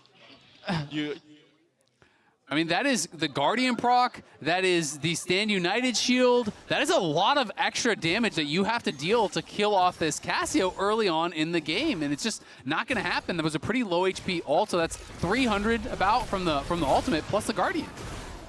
Raz says he is once again flip-flopping. In other news, the sky is blue and the grass is green. He's hard to keep this guy on one track the whole time. Yeah, last week he did it too. Impact, point-blank range ulti here to just clear out the wave as much as anything. Yeah, trying to catch Gakkos at the edge of turret range while he was poking, couldn't quite get it. Still, Impact's doing very well in that lane. Jace versus Sion early. Anytime you're even, or in this case, slightly ahead of the Jace, it's a great time topside. Yeah, I mean, Impact did his job last game as well. It just didn't matter. Ooh, Rahel forced to flash from the culling again. Every time we pan down here to the bottom lane, it is just an exercise in frustration for the Sentinel duo. Could have been worse, could have died again. Could have used barrier as well. You're really a silver lining guy here. It's still pretty bad. It's still a total disaster what's happening. This is not a silver lining. This is a bronze lining. Oh, boy. Maybe even iron. I was going to say, any more of these 2v2 kills, it's going to be an iron lining, brother. Times are tough down here in the bottom lane. At least, I guess, if you are looking for some good news down there for the Sentinels 2v2, they have stabilized at around that minus 30 CS point. It hasn't continued getting worse. Yeah, perfect. Just where I want to be in this matchup. Yeah, it could be worse. It could be minus 40. I saw the matchup. I picked it in, and I'm only down 30 CS at 9 minutes. It's just time to run away top lane. I think if you're looking for good news in the bot lane, you look to a different lane. Well, unfortunately, when you run away top lane, they also follow you top lane. So the running away That's amounts just mean. to a little bit of extra cardio as Masu and Cryogen just continue what they've been doing.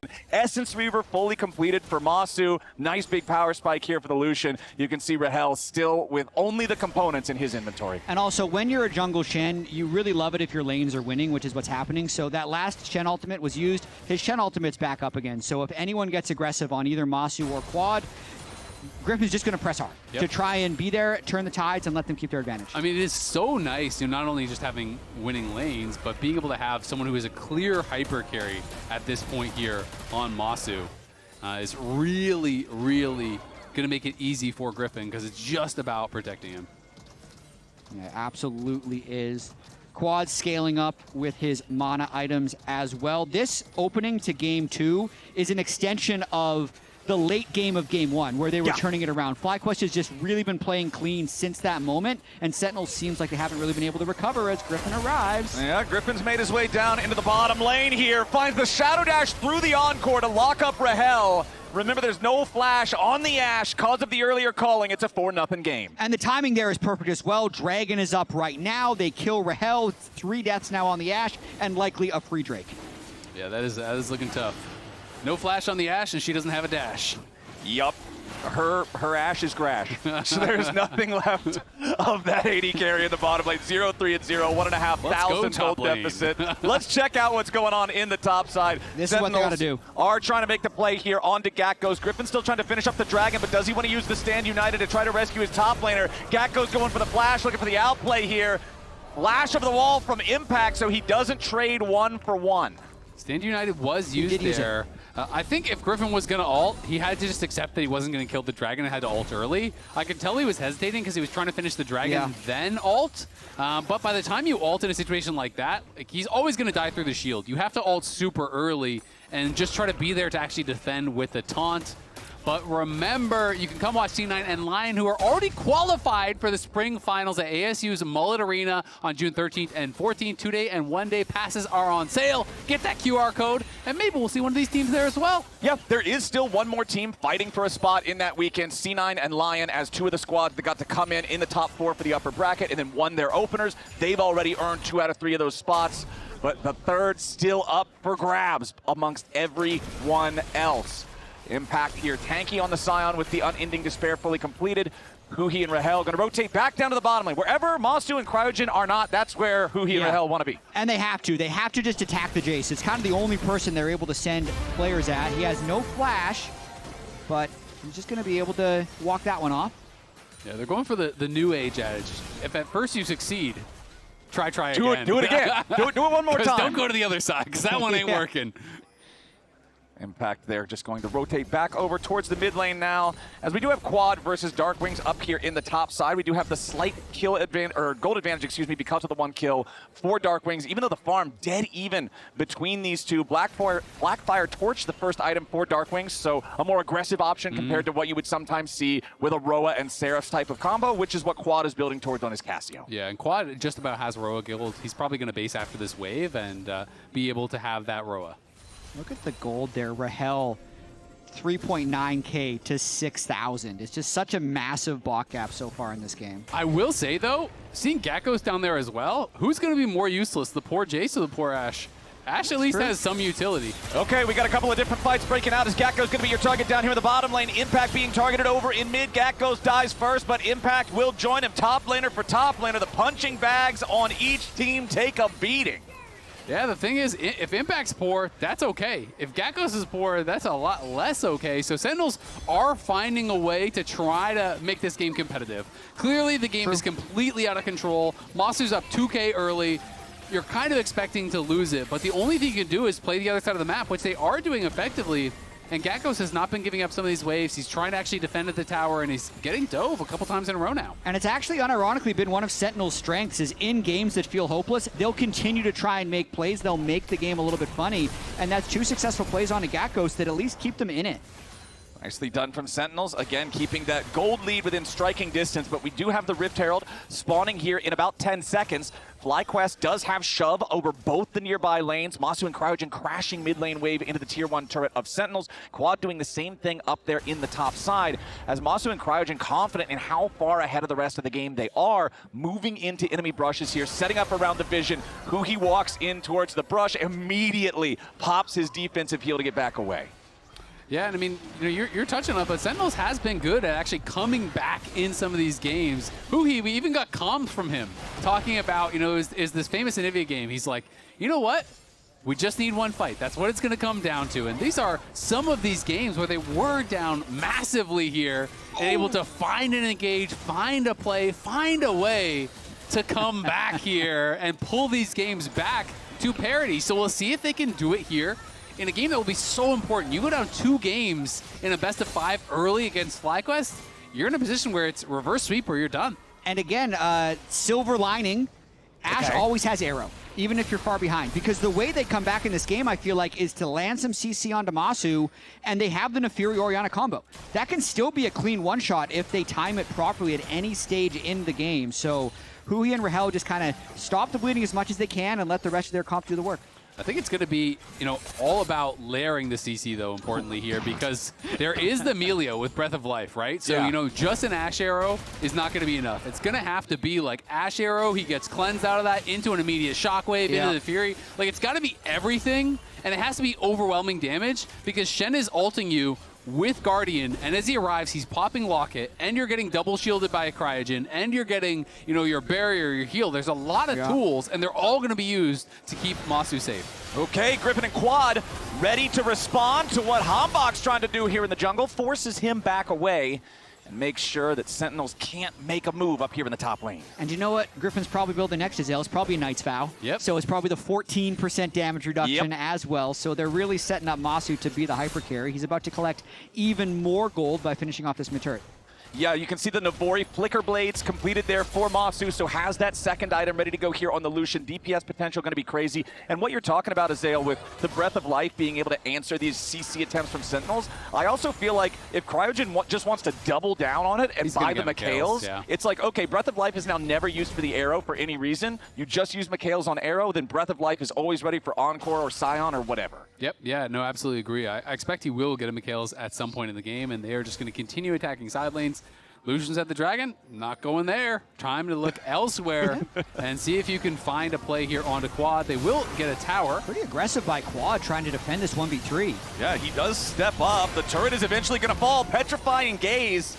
Quad's forced to flash back away, really. And this is what we talk about with FlyQuest wanting to limit test. Quad was testing, can I keep the turret alive? Yeah. Test response, no. Fail and lose everything, actually. They use all summoners and his ultimate, so now he's so much more vulnerable on side lane when he could have just sat back, let them kill the turret, catch the wave, and been so much more invulnerable from ganks. Yeah, I don't love that from Quad. I really wonder what the comms were in that moment. Maybe he wanted to try to force a Shen ult, and he's saying, like, I'll ghost on them, I'll flash in, you Shen ult me, but maybe Griffin wanted to actually just finish the Dragon instead. Because that one felt pretty weird to me, to actually just see him just, like, pop ghost and full send it. You know, so maybe it was kind of just, like, a difference in opinion of how to play that. Red team's turret has been destroyed. Turret destroyed down there in the bottom lane. Gak goes collecting on that one. Even though he has been bullied so far by Sentinels, both of their kills are onto the Jace. Still only 100 gold behind Impact on the Scion. Still hasn't really been halted in his farming efforts. Cryogen and Quad going towards the top side here, but Darkwings is well aware enough, thanks to the war, that he can step back in time. And he's also got the support Jace item, Black Cleaver. Here, they have less armor now, Masu. There you are, Lucian. Yeah. I'm ready to help. I've done my part. What's the Cassio item that can help Lucian? We need everyone to pitch in into the Masu carry. Time to get a redemption, buddy. Yeah. All right. Redemption Cassio. That's how you know we're in dark times. Quad goes for the Petrifying Gaze. Doesn't really get a whole lot out of it. Defensive Shockwave for the Cozy Campfire, keeping Quads plenty of HP. Griffin versus Hambach off on the side. Darkwing still down below half. Herald summoned up right in range of the turret. No way to stop the charge on that one. Gets the slam, but the turret's still standing for now. Fire. Sentinels holding that turret for now. Quad, no flash or ghost, so couldn't go as aggressive as I'm sure he'd like. Meanwhile, bottom lane, back to the battle as they do bring in the Shen. Stand United going to be used there to interrupt Impact's escape.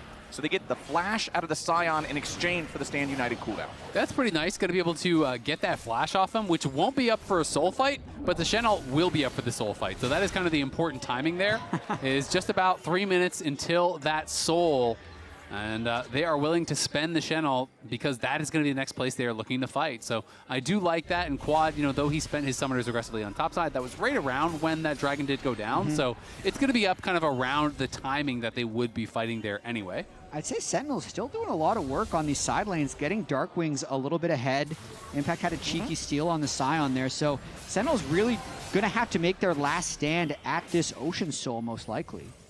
Darkwings has the opportunity to make a big play. Protobelt plus Blackfire Torch means you can do a lot if that Shockwave hits multiple targets. But of course, the main story of any big team fight is going to be Masu. Can Sentinels properly target this very fed AD carry and bring him down? Can Masu make sure that he's constantly staying within Lucian's effective, shorter compared to other AD carries range, and maximizing his DPS to turn this lead into a win? And I think, you know, timing-wise, it's going to be pretty good. You know, Masu is on the pickaxe right now. He has 1,300 gold. I don't think he's going to be able to complete another item before this next fight here.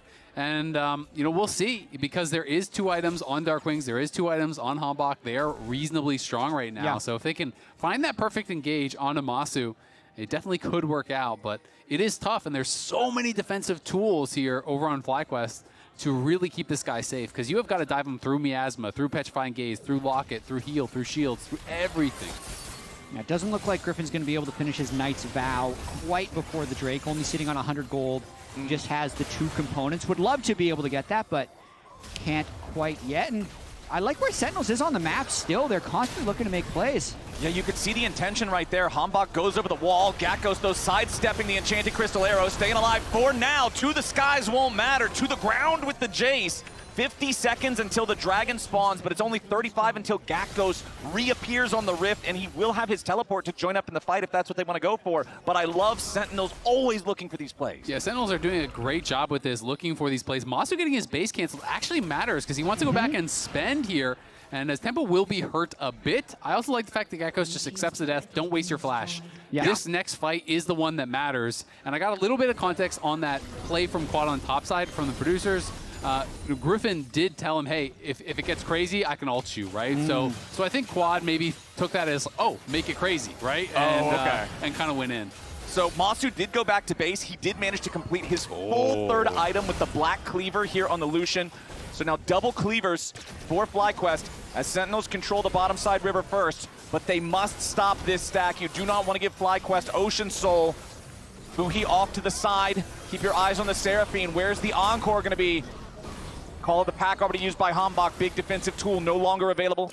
Here for this Assassin Jungler. Accelerated Shock Blast from Gakos trying to find poke. Masu will always be the target for Sentinels.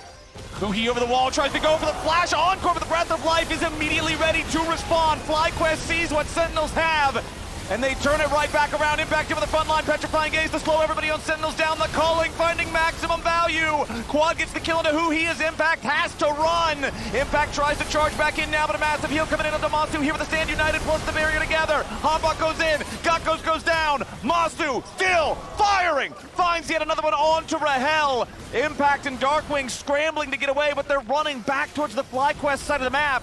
Quad continuing to keep them here. Decimating Smash will not find anything else. FlyQuest head back over to the Ocean Drake pit. They will get 3 kills in exchange for only the 1 death on Gakos, and they will claim the Ocean Soul. Love watching these kids team fight. What an intense one right there. He did land the flash ult, but that's when you see the Melio counter right away, giving him the cleanse, and then also the patience to sidestep the shockwave, and once those 2 engaged tools were down, that's when they flew in. They're waiting for their ults. They're hitting now. Oh, Help me. Seraphine flash. Look Seraphine. They want a combo. No ult Ori. You can go. No. Hard. Keep going. Can you blur it? Yeah. If you have? I have ulti still. I'm hitting Dragon. I have ulti. We can play for fight. We can Drake after. Guys, please. Yeah, I'm looking. I have W too. Look, no interfering. I have W. Keep going. Just an ulti. I just did maybe 7Q, yeah? I'll see Dragon. You guys change. 7Q, I think. I think it's hard, Quad. I think it's hard to walk in. Yeah, it's hard to check into Ori. Yeah, I think get free Dragon, no? Good, okay. Nice, good job. What sums they use? Really good comms there, but we are back to another fight. Back to live immediately. Hambach trying to dive in after Mazu, being protected by the Cozy Campfire. Flash over the wall from Hambach. He can't complete the mission. Now Impact the target for the rest of FlyQuest. They stay grouped up as 5. Yes, Masu took a chunk of damage, but Sentinels just cannot find the kills onto this critical Lucian. And they have Ocean Soul, so they're saying, you want to reset? Guess what? We're going to do Baron. We're going to heal off this thing with the Ocean Soul, and they're going to try to force the issue. All right, Hambach still with most of his HP, but no ulti on the Nefiri. Masu already regenerating back to about 75%. Impact and a face check the brush here. Cozy Campfire again back on Masu, making sure the Lucian stays healthy. Baron down to about half HP. Sentinels moving up. Hambach still over the wall, ready to try to steal if FlyQuest want to full commit to this. Masu here with the calling, putting a lot of damage into Darkwing, but the Orianna gets behind his Scion. Impact body blocking the rest of the ult damage there. Griffin looking, but still on top of the Baron for now. Impact in the middle of everybody, stuck on top of Miasma. He cannot get away, and that means FlyQuest now have the enemy tank down. Nice damage arrives from Darkwings there with a shockwave, but it is not enough. An Impact dead body is now out of the picture. Hambach still looking for maybe the miracle steal. Blastcone takes his teammates over the wall. Hambach petrified. Hambach died. FlyQuest, they're going to find 2 more kills and take the Baron. FlyQuest is just too fed and too clean in these team fights. With the amount of shielding, healing, and cleanse break they put on Masu, plus the Ocean Soul, it just seems insurmountable for Sentinels. I mean, Masu got the lead, and he's been playing so well with it. Both games, this guy is just on fire in this series. They do not flip the Baron. They force their hand. They make them come over, even with a great shockwave from Darkwings. They go over the wall. They take out Hambach. They guarantee it. Darkwing's doing his best to try and push Quad back a bit, but Quad just, as Cassio buying time. Yeah, Quad's got friends, and that calling, man.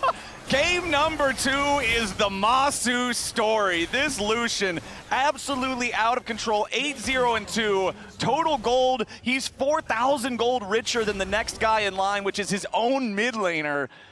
The Infinity Edge now purchased. That's crazy to see, as this fight was just once Quad kind of zoned all of Sentinels out from this river.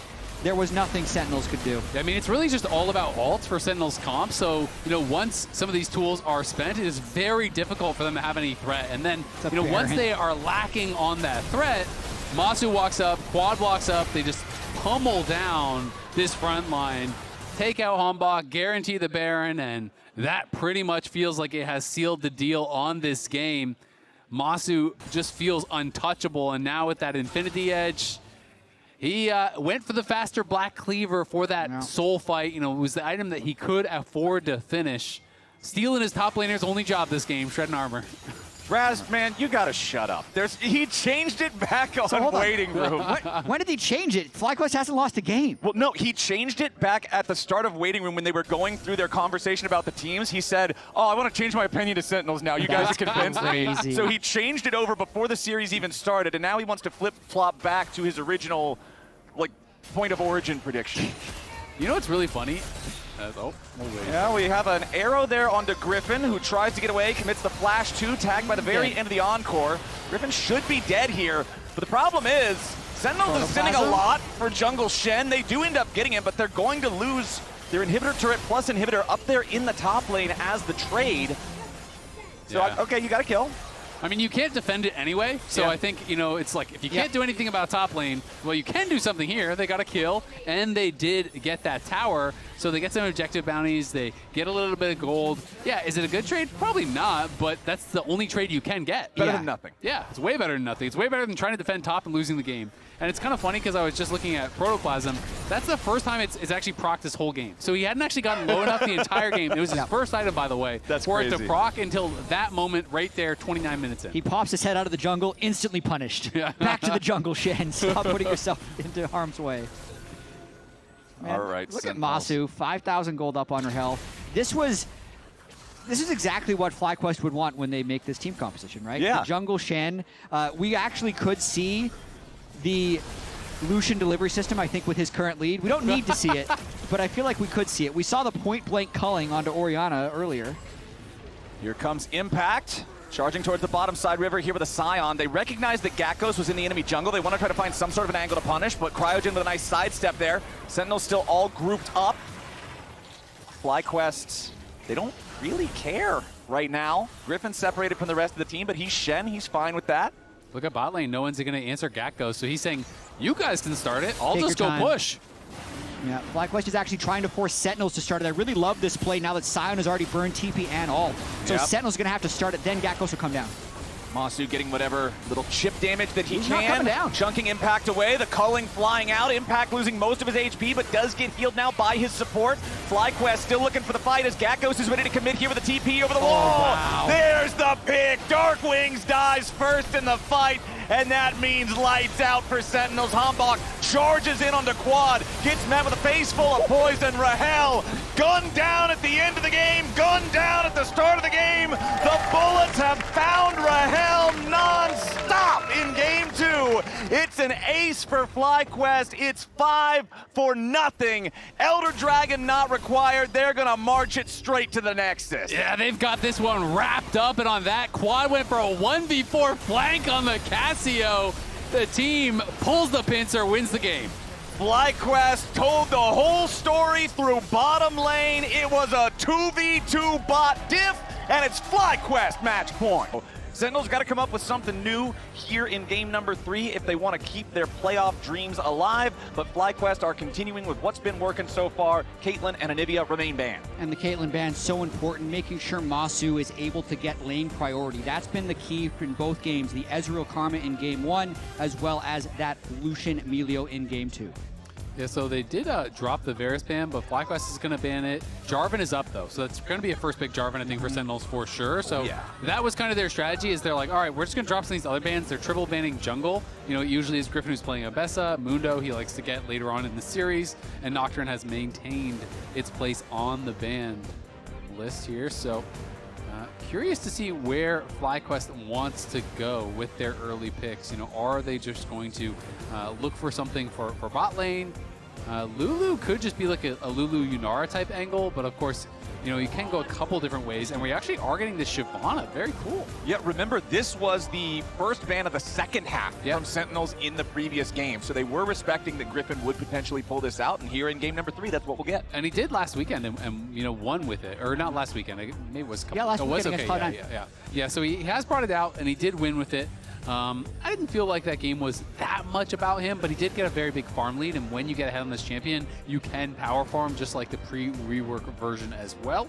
Impact going to be blind picking here, and his first time kind of off of just the traditional tanks so far this series. Yeah, and they're also going to be getting Dark Wings on a stable control mage once again. Ryze, Orianna, and Victor drafting very well around his strengths, but it also opens them up to whatever counter picks FlyQuest wants to have. Those are two very generic blind pick, yet strong solo laners, but it does allow FlyQuest to flex their champion pools a little bit to try and counter this. If I had to guess, you'd pick your top lane champ here against the Renekton, but you never know. All right, a little bit more time to decide what they want to go here. Yeah, okay, just lock in the bottom lane combo instead. So the most desynced draft first half we've had so far in the series, with jungle being selected for both sides, then bot lane duo for Fly, both solo lanes for Sentinels, should make the second half of the bans pretty interesting. Yeah, and I mean, it's just going to be bans towards bot lane from FlyQuest and bans towards solo lanes from Sentinels to protect, right? And that's going to be what we're looking for here. Last game they did ban the Blitz, you know, as kind of a protective measure there for the Lucian Melio, and now they are going to do it again. Blitz also very good into the Lulu, and clearly they're expecting from Hui, so he must be scrimming with it. Otherwise, I don't think we're just kind of seeing the random bans here. 2 games in a row on it. And we need the protection bans now for Dark Wings and potentially for Impact if he feels he needs it. Akali makes sense. Nar's another matchup that a lot of people don't love playing as a Renekton. You could see that banned as well. Bard's still up here, too, for the Sentinels side. If FlyQuest wants to spend their last ban on it, I'm not sure. We do also have to remember that we saw Gekko's bring out Quinn, right? And Quinn, you know, is one of those matchups into the Renekton. So if they're worried about that, we could see a Quinn ban. We could see potential Gnar ban. Those are the kind of ones that I might be expecting from Sentinels. Or maybe they just don't care whatsoever. Yeah, they're just going support bans. Don't care about the Bard. Feel like they have the lane prio locked up with just the Lulu Yunara, with the 280 carry bans, with these supports and ADs that are already out of the pool. I mean, it's really interesting because we were talking about this earlier, and I thought that Sentinels would have had higher prio on the Bard, but I think what we are seeing is the fact that they're looking at Bard as a pairing with Caitlyn, not as a strong individual champion. And so with the Caitlyn ban, it feels like that is kind of like a 2-for-1 combo there. And instead we are going to get the Sylas ban. So banning out a couple of these melee champs, that quad might be wanting to play into Dark Wings. So there is the ability to go things like Quinn or Gnar. You know, I don't know that we'll see the Quinn, but we did see it once from Gekko's, and this is kind of the matchup that you would take it in. The thing that I would be worried about with a Quinn, although FlyQuest proved that they could do this in game 1, is you do feel like you are lacking on engage if your top laner is now Quinn. Sure, Shyvana does have the fear on her ulti now with the rework version of her, but it's still not the most intense thing, as Aurora will get locked in here for FlyQuest. Maybe it's Shyvana top. I think it's Aurora top for sure in the Renekton. I love that. It's just a lane pick. I don't love the scaling for it. Yeah, I mean, it's not as much of a scaling pick, but it is more of like a team fighter, unlike Quinn. You know, kind of some of the concerns you were talking about, Flowers, is that Quinn can be kind of difficult to play around. I think Aurora is a lane bully early on into the Renekton, and then can just show up in 5v5, and they're going to be looking to do that. So they are going for the Bard at the end of the day here, Bard MF.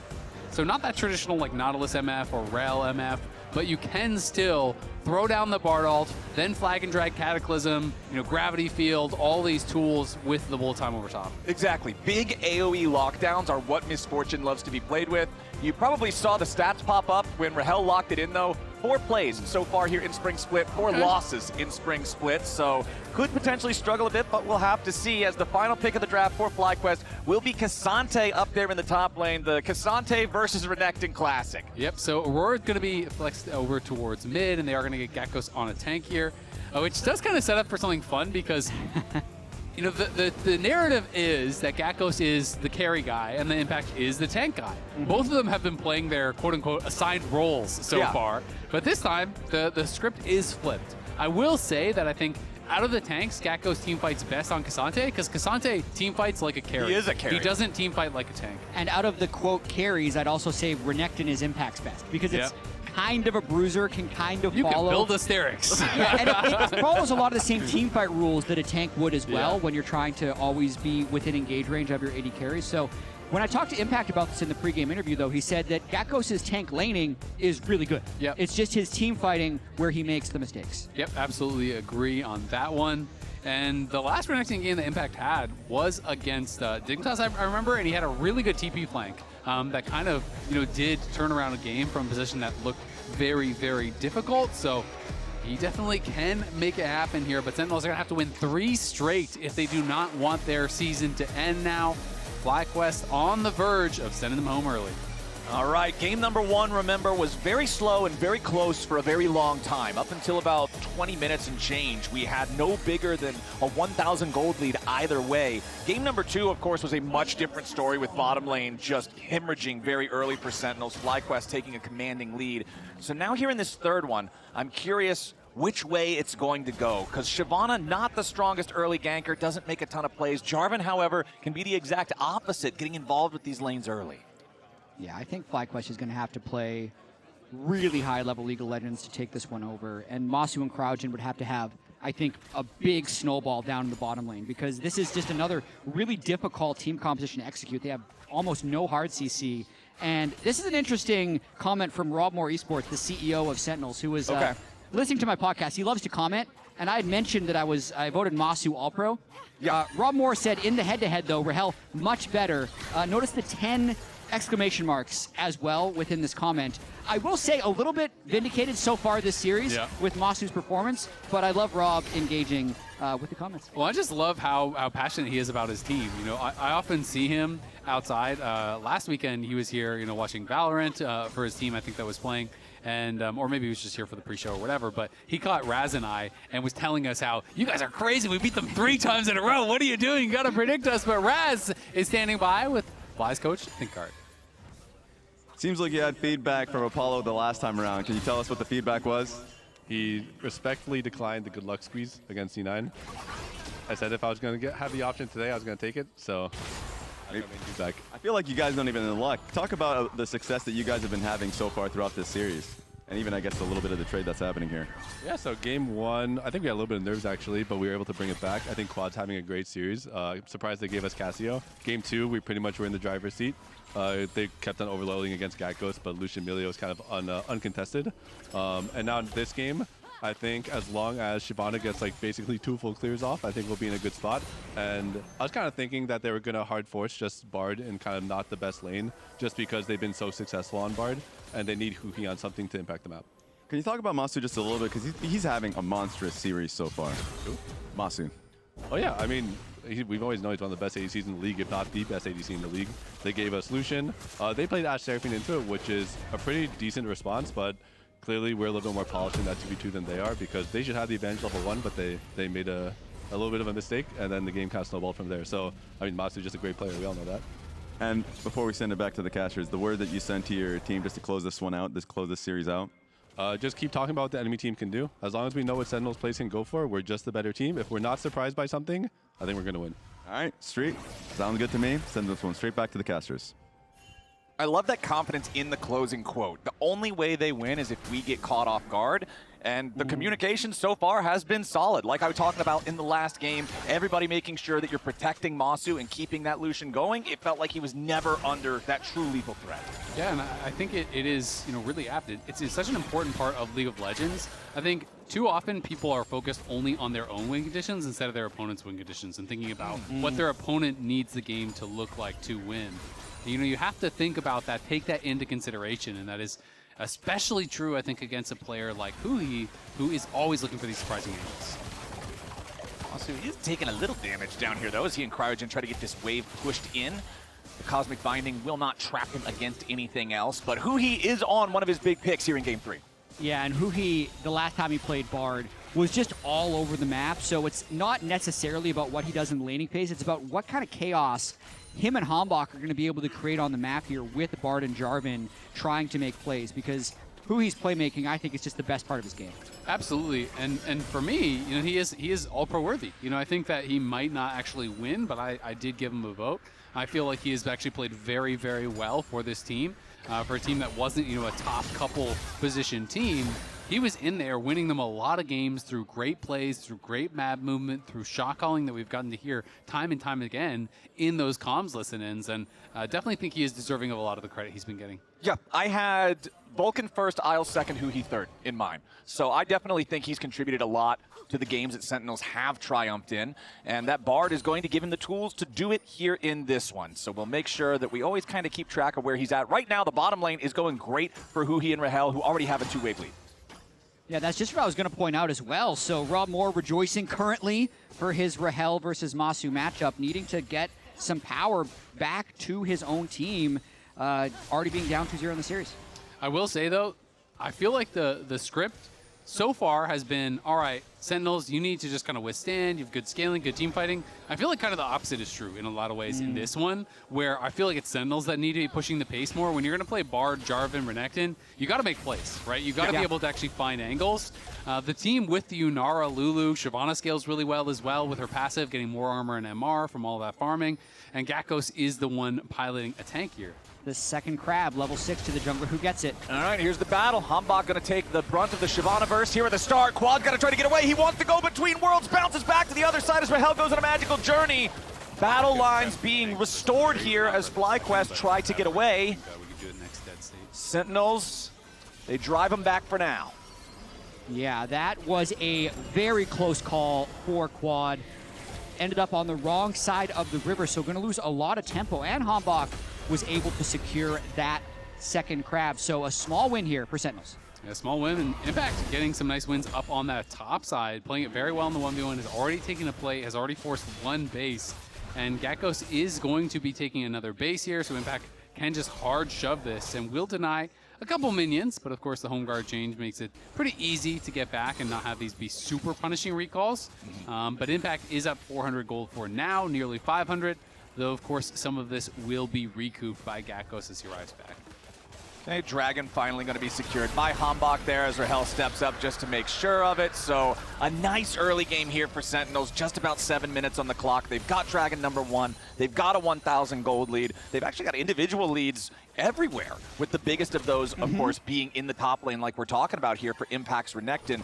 The question then will become, what plays can he turn that into later? Specifically, I'm going to be looking around the Rift Herald fight. That's generally when top laners start to really get involved in the bigger skirmishes in the game. That's where I need to see Impact lock in and perform. I agree, but I'd also say for Sentinels, they don't need to force too much since all of their lanes are kind of naturally winning and they already have the first Drake. As long as they're stronger and showing up on time to these objectives, I think that would accelerate the game at a fast enough pace. Okay. I did touch on it in Champ Select, but you know, this narrative around these top laners, tanks versus carries, who's better on what.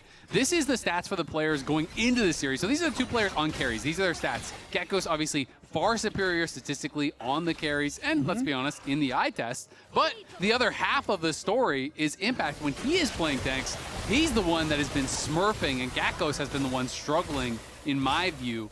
And this game, it is them playing, you know, the champion that they're kind of less associated with.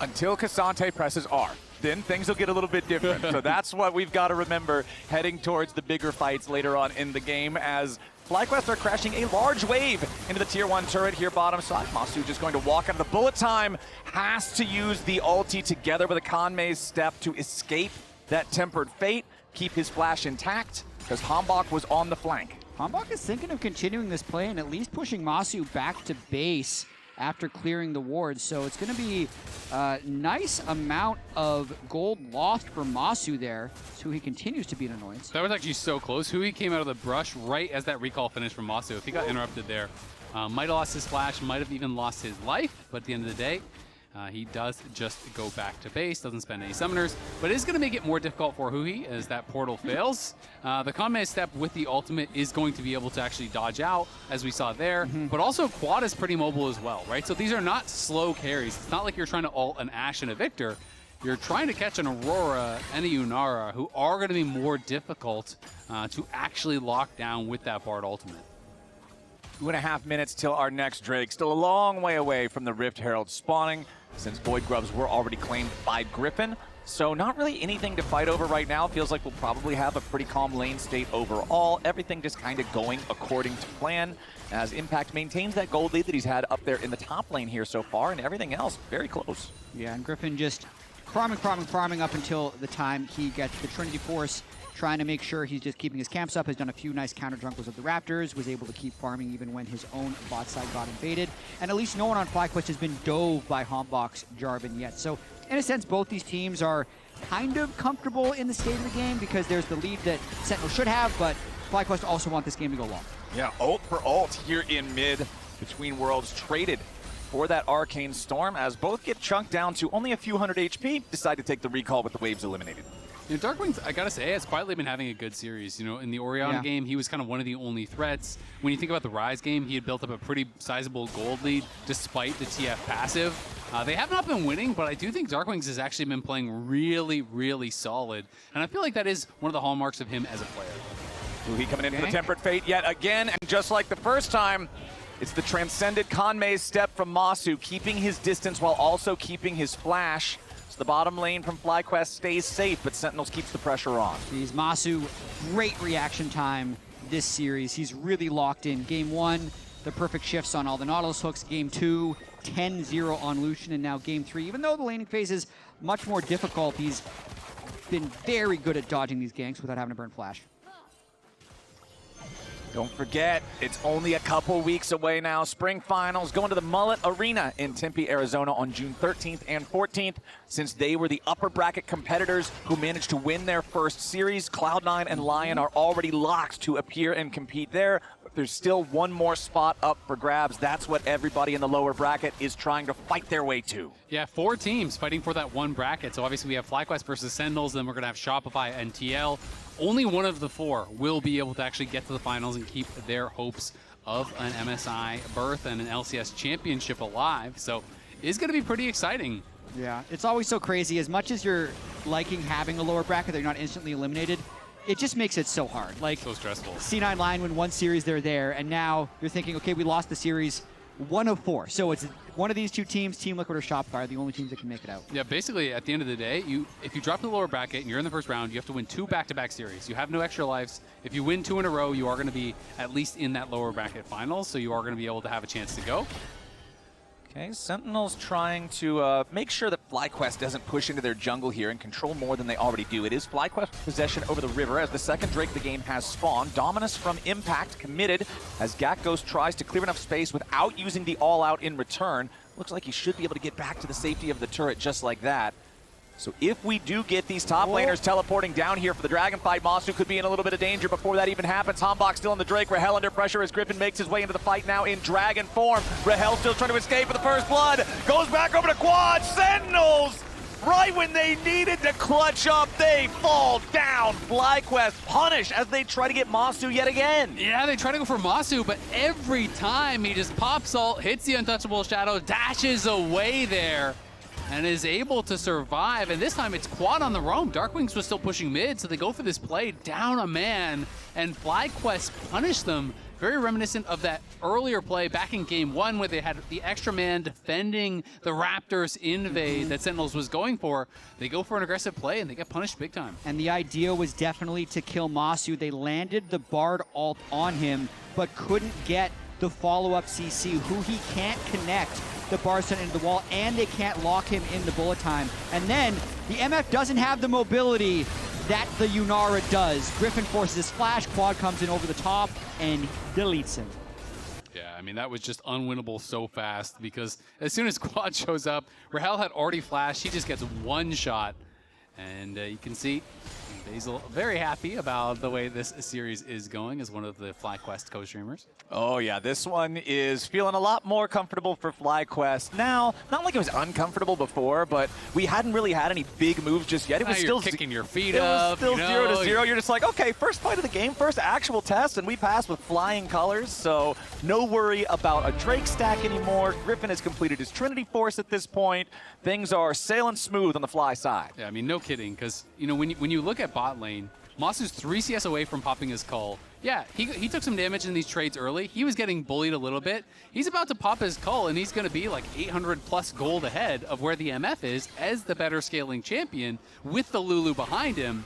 And Masu, undefeated on the Unara, nearly a 10 KDA. This guy can team fight like an absolute beast, and there it is, nearly 1,000 gold ahead of Rahel. And has always had extra support on his team to help him this entire series. Has the Arden sensor from the Lulu as well. To go beast mode in future fights, Cull has been popped as well, so there's that big gold lead coming online. Still 0-0 for Huhi's Bard that we were talking about earlier. You can see him in the enemy jungle. Hambak also around here. Lots of wards being placed down by Sentinels to track FlyQuest. Try to use this Bard-Jarvan combo to find a pick somewhere, stabilize things a little bit. I mean, their vision on the bot side is great. Quad is fighting here. There could be an angle for a dive now. He has no ult. Yeah, Hambak immediately just jumps in for the Cataclysm. Quad, nice use of the Proto Belt to stay away from the Tempered Fate, but they just send more men. Sentinels finally get themselves a kill. Just as you talk about it, Huhi gets on the board. Perfect Bard ultimate to turn the turret off. Here's Masu, though. Yeah, Masu just immediately decides to jump in there with a Kanmei step into the Arc of Ruin. One more hit is what he needs. Masu, Wild Growth! And the final auto attack finds its mark. Wow. The turret heats up, but the heat's not enough. Masu survives thanks to Cryogen, and FlyQuest trade 1-for-1 across the map. And you know what's so impressive about this is that Masu just holds his flash the whole time and his barrier. They were completely confident that they were going to get that kill and that he was not going to die. No heal, no barrier, no flash, nothing used there as they run down Rahel. They get his barrier and they kill him. We talked at the top of the day how FlyQuest loves to play testing their limits. After enough testing, you learn where those limits lie, and FlyQuest play around them beautifully. Masu's just in total flow state this series for sure, as Huhi using the Hex Gates as well, trying to be as present on the map as possible. And I mean, again, Darkwings is up gold. He's up nearly 1,000 gold himself, but it just hasn't been the story because despite the fact that he's been able to get leads, it feels like in every single game, and he's playing these scaling picks, it feels like Masu is just performing so well in the 5v5s, and FlyQuest are playing so well around him to enable him to utilize the gold leads that he is building and really take over. We've got ourselves a level 11 Shyvana now, so talking about this champion liking to power farm when she's ahead. Griffin is farmed up plus 30 over Hambak, but now the engage coming in from the Jarvan forces the defensive Dragon's descent back of the wall. Huhi's ready to try to follow. Griffin still looking for his escape. Flashes over the wall into the Krug Pit. Impact on the flank. Hambak ready to flash follow here with the EQ. Quad still standing by, wants to fire back, but Griffin is in some serious danger. Still trying to get himself away for now. Escape the cooldowns won't happen. Ruthless Predator seals the deal for the shutdown for Sentinels. Sentinels, just like last time. It's the same thing. It's the exact same thing. As soon as Sentinels makes a play on the bottom side of the map, Masu and Cryogen step up, crack their knuckles, and say, "Where's Rahel?" Yeah, and Rahel is saying, "Where's my team?" Because he is getting chain dove here. He's put so far down. This item differential is going to get ridiculous once Masu bases. There's his second completed item. Rahel is so far away from a second. Masu is really starting to run away with it. It's going to be a battle of solo laners, though, versus Masu. And the question being, can Sentinels deal with this hyper-fed Unara? I mean, what do you even say? Play safe? Because he's under his turret when all this is happening. Play safer. Huhi's leaving to make plays, but at this point, Rahel would actually have to not be farming mid lane while a play is happening in order to stay alive. That's just instant decision-making by Masu and Cryogen to go for a play while another play is happening, as this Drake is going to be likely conceded as Griffin is just top lane trying to collect gold. Yeah, the trade is, okay, we've got the Herald. We're going to take down the tier 1 turret guaranteed. Only impact is up here. Good chance of just being able to slam this straight into the tier 2, farm even more plate money while they take the Drake. Nice Tempered Fate, though. That's why I didn't say certainly. I said good chance. I remembered the Bard. Huhi blocking that one off, so the tier 2 stays in good shape, but FlyQuest will trade that Drake for the tier 1 turret. Still only a 2-to-1 in Drake count. As FlyQuest try to steal away the enemy red buff before they take their exit, Griffin will smite it down. Easy pickup there for the Fly side. As the secondary red buff accidentally went over to Gakkos, you could see Masu trying to hug the bottom side of the wall to pick it up. They wanted to give it to Yunara, but unfortunately didn't work out, and Quad will answer bot. You know what's actually so funny is he used his E to dash out of it, and then Cryogen hit the blast cone and bonked him back into it. So Gakkos took it. But it's Cryogen's fault! The final betrayal there after helping Masu all this time, denies him the red buff. The most important objective for AD carries. As all the long con. We do now have over a 1,000 gold lead for FlyQuest as they collect their second turret there in the mid lane. Opens up the map a little bit more, makes things a little bit scarier for the Sentinels side. So what's the name of the game here for Sentinels? Is it still just look for more picks based around this Bard, or what are we doing? I think at this point, you're just hoping to play through the Victor. The side lane picks are good, and you're hoping for a team fight where the Victor can be set up for success, because the game otherwise is falling out of control. Okay, well, Huhi makes his rotation up towards the top side, looks for Gakkos, but the problem is, fellas, this is Bramble Vest plus plated steel caps plus Doran's hat plus Frozen Fist for Gakkos. I think between Renekton and Bard, there's no way you ever punch through this. Yeah, that is very true. When Victor's there, they can definitely kill this. Yeah, that'll work. You know, then Victor really is the hope. Yeah. I mean, I think there is still a world in which Masu just gets flashed on stunned in one shot. They have no Mikhails. He has no cleanse. If you get flashed, Renekton stunned, Victor laser, Victor all, Cataclysm, everything thrown on top, then it is still winnable for Sentinels. The question is, can you actually find that, and can you do that through all of the front line that FlyQuest has between the Shyvana and the Cassante? Yeah, look how far back Masu has to play in that mid lane, though. Rahel has to play in this mid lane on MF. Absolutely no pressure. A second ago, they had him top lane for that play, and the Victor was catching mid just because Rahel can't really catch mid well in this game, and that just makes it so much more difficult for Sentinels to make plays. Yeah, I mean, if his team shows elsewhere on the map, he basically has to ult the wave and run, right? Like, you don't actually get to take the wave in a normal way. They're looking for Darkwings. Yeah, Darkwings gets caught out by Gakkos, going all out here as Griffin's waiting over the wall in case Darkwings tries to escape.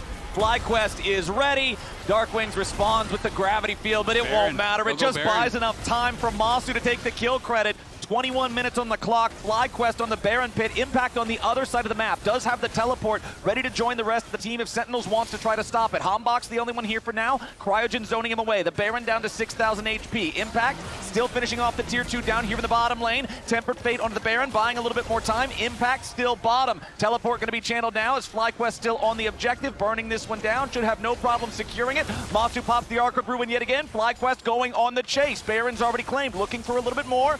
Gakkos wants to cut off the escape route back towards the Sentinels base. Immediately has it with a Pathfinder. Follow-up knockup is there as Huhi is low, but now they're turning it back around. Masu's down to 100 HP, but he does stay alive. Fires another Arc of Judgment back into the fight as Hombok falls. Griffin getting away for now. Impact wants to kill him. Meanwhile, Quad picks up Rahel on the right side of the fight. Griffin finally dropped. Huhi's still barely hanging on. Impact trying to raid boss this, but FlyQuest already cleared the encounters they needed to. Impact hit by the third in Topo strike yet again. Gakkos still not that afraid, but now the Darkwings has joined back into the fight. FlyQuest have to continue their retreat. Impact trying to bait them a little bit further, but FlyQuest continues falling away from this. They are going to take this sequence. FlyQuest just keeps getting better and better after getting that pick so decisive on the way they contested Baron. Never a risk of Hombok stealing, and then still a nice chase at the end to try and force a fight.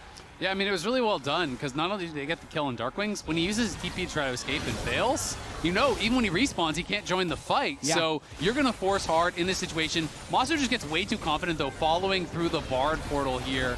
Goes in after Huhi, in comes Impact. And this is what I'm talking about. There is no cleanse. Stun. There is no Mikhails. Knock up. You can almost get 100 to 0. If Victor is there, you are absolutely dead to rights. That was almost best case scenario for Sentinels.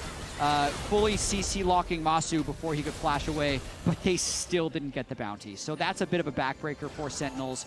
They kind of want to fight straight away again, though, knowing Masu, even though he has Infinity Edge, has no summoner spells. So trying to stack up the Drakes and actually reach their own soul point would be Sentinel's chance of winning this game. They've got control over that bot side river for now. Impact back down in the bottom lane. No TP available for either one of the top laners right now. Neither one of the mid laners to add on to that. So everybody's got to be in the right position here at the very start. FlyQuest thinking about the approach. Quad, the only one on the team not grouped up with everyone else. They want to play with Victor here. The Aurora Pincer attack could be what FlyQuest is looking for. The Dragon down to about half HP. Quad still on the approach, trying to go the long, long way around. Tempered Fate flies out, but Griffin flies in, steals away the Drake. Now Impact going to be focused on the front side of the fight, while Quad immediately finds the backline. Impact over the killing spree, takes down Griffin. FlyQuest don't have the damage to kill anybody, but everyone on Sentinels is low. It's Griffin trading his life for a Dragon steal. And that was really well timed there, because he uses the Unstoppable from the ultimate activation to immune the Bard ult there, flies in, is able to steal it away. But you can see it's not that easy to take these team fights here. Darkwing's doing a good job actually zoning them away. And then they try to go for the Bard ult to finish it, but look at the timing here from Griffin. Really well done. Beautifully done. As you see right there, goes Unstoppable, so the Bard ult will not hit him. And then gets the Flee. Obviously doesn't stop Smite, so just presses it faster at 1200. And a nice flank on the backside here from Quad. Nearly one-shotting Rahel, but that channel does go through, and then everyone can kind of take the Bard portal or dash to safety. Meanwhile, back live, it's Quad under pressure. Hambach going for the Cataclysm. He's got the firepower from Darkwings right behind him, and that Sentinels finding themselves a pick. Nicely done there by Sentinels, just constantly staying active. Despite the difficult situations in this game, they're always looking for picks, whether they're behind or not. They will keep fighting. And Darkwing still maintaining that gold lead. Impact has built up a pretty big one as well. Does go for the Shojin as his second item, so is going to be missing that big Steric shield in the team fight, but is higher damage. So he's kind of saying, hey, if I get on Masu, I might actually be able to one-shot him. And Cryogen still did not go for Mikhail's second. He did go for that Shirelia's, so there is still no way to cleanse CC. And FlyQuest may be down, Sentinels may be down in the game, they may be down in the series, but you know they're going to continue to look for plays. We did pull this up in game 2. This is really the last chance. You know, they haven't heard a bell. They need to reverse sweep FlyQuest to keep their split alive from this game state, being down in gold, even in Drakes, against a very head Yunara Lulu. Yeah, that's the game state that I'm worried about. I almost don't care about anything else. You land one good punch, though, get the knockout blow onto Masu. That's got to be what it is, because, man, Infinity Edge plus Fiend Hunter Bolts is such a nasty combo for just instantly killing someone at the start of the fight. We've seen Masu's killer instinct. You guys described it as a flow state earlier. I think that's exactly the right way to put it. Locked he has in, man. really been on point so far in this series. 3-0-4 in this one. 100% kill participation, 0 deaths. As now back up here on the top side, Gakkos and Impact both have cleared the level 16 markers, so we have them fully powered up. Gakkos is even dipping into the jungle/support item pool, buying the Zeke's Convergence. They're OP, man, I'm telling you. This cheap stuff is the good stuff. It's going to be meta. I really think all the tanks are going to start just spamming these items. They're way too powerful, way too effective, I feel like, at this price point. Yeah, you can see also the change here. Even if he ults early, it's only going to trigger when an enemy is in range, which, you know, you're Cassante. It doesn't do anything on Cassante, but yeah, you're always going to be right in range of the guy by all-outing him. Or for like Rakan, where you pop R you know, early and then run in. Nautilus, champions like that as well. So it is a nice little change there, but these items are just so efficient and so cheap, and is going to allow him to have that ultimate up, you know, that much more often.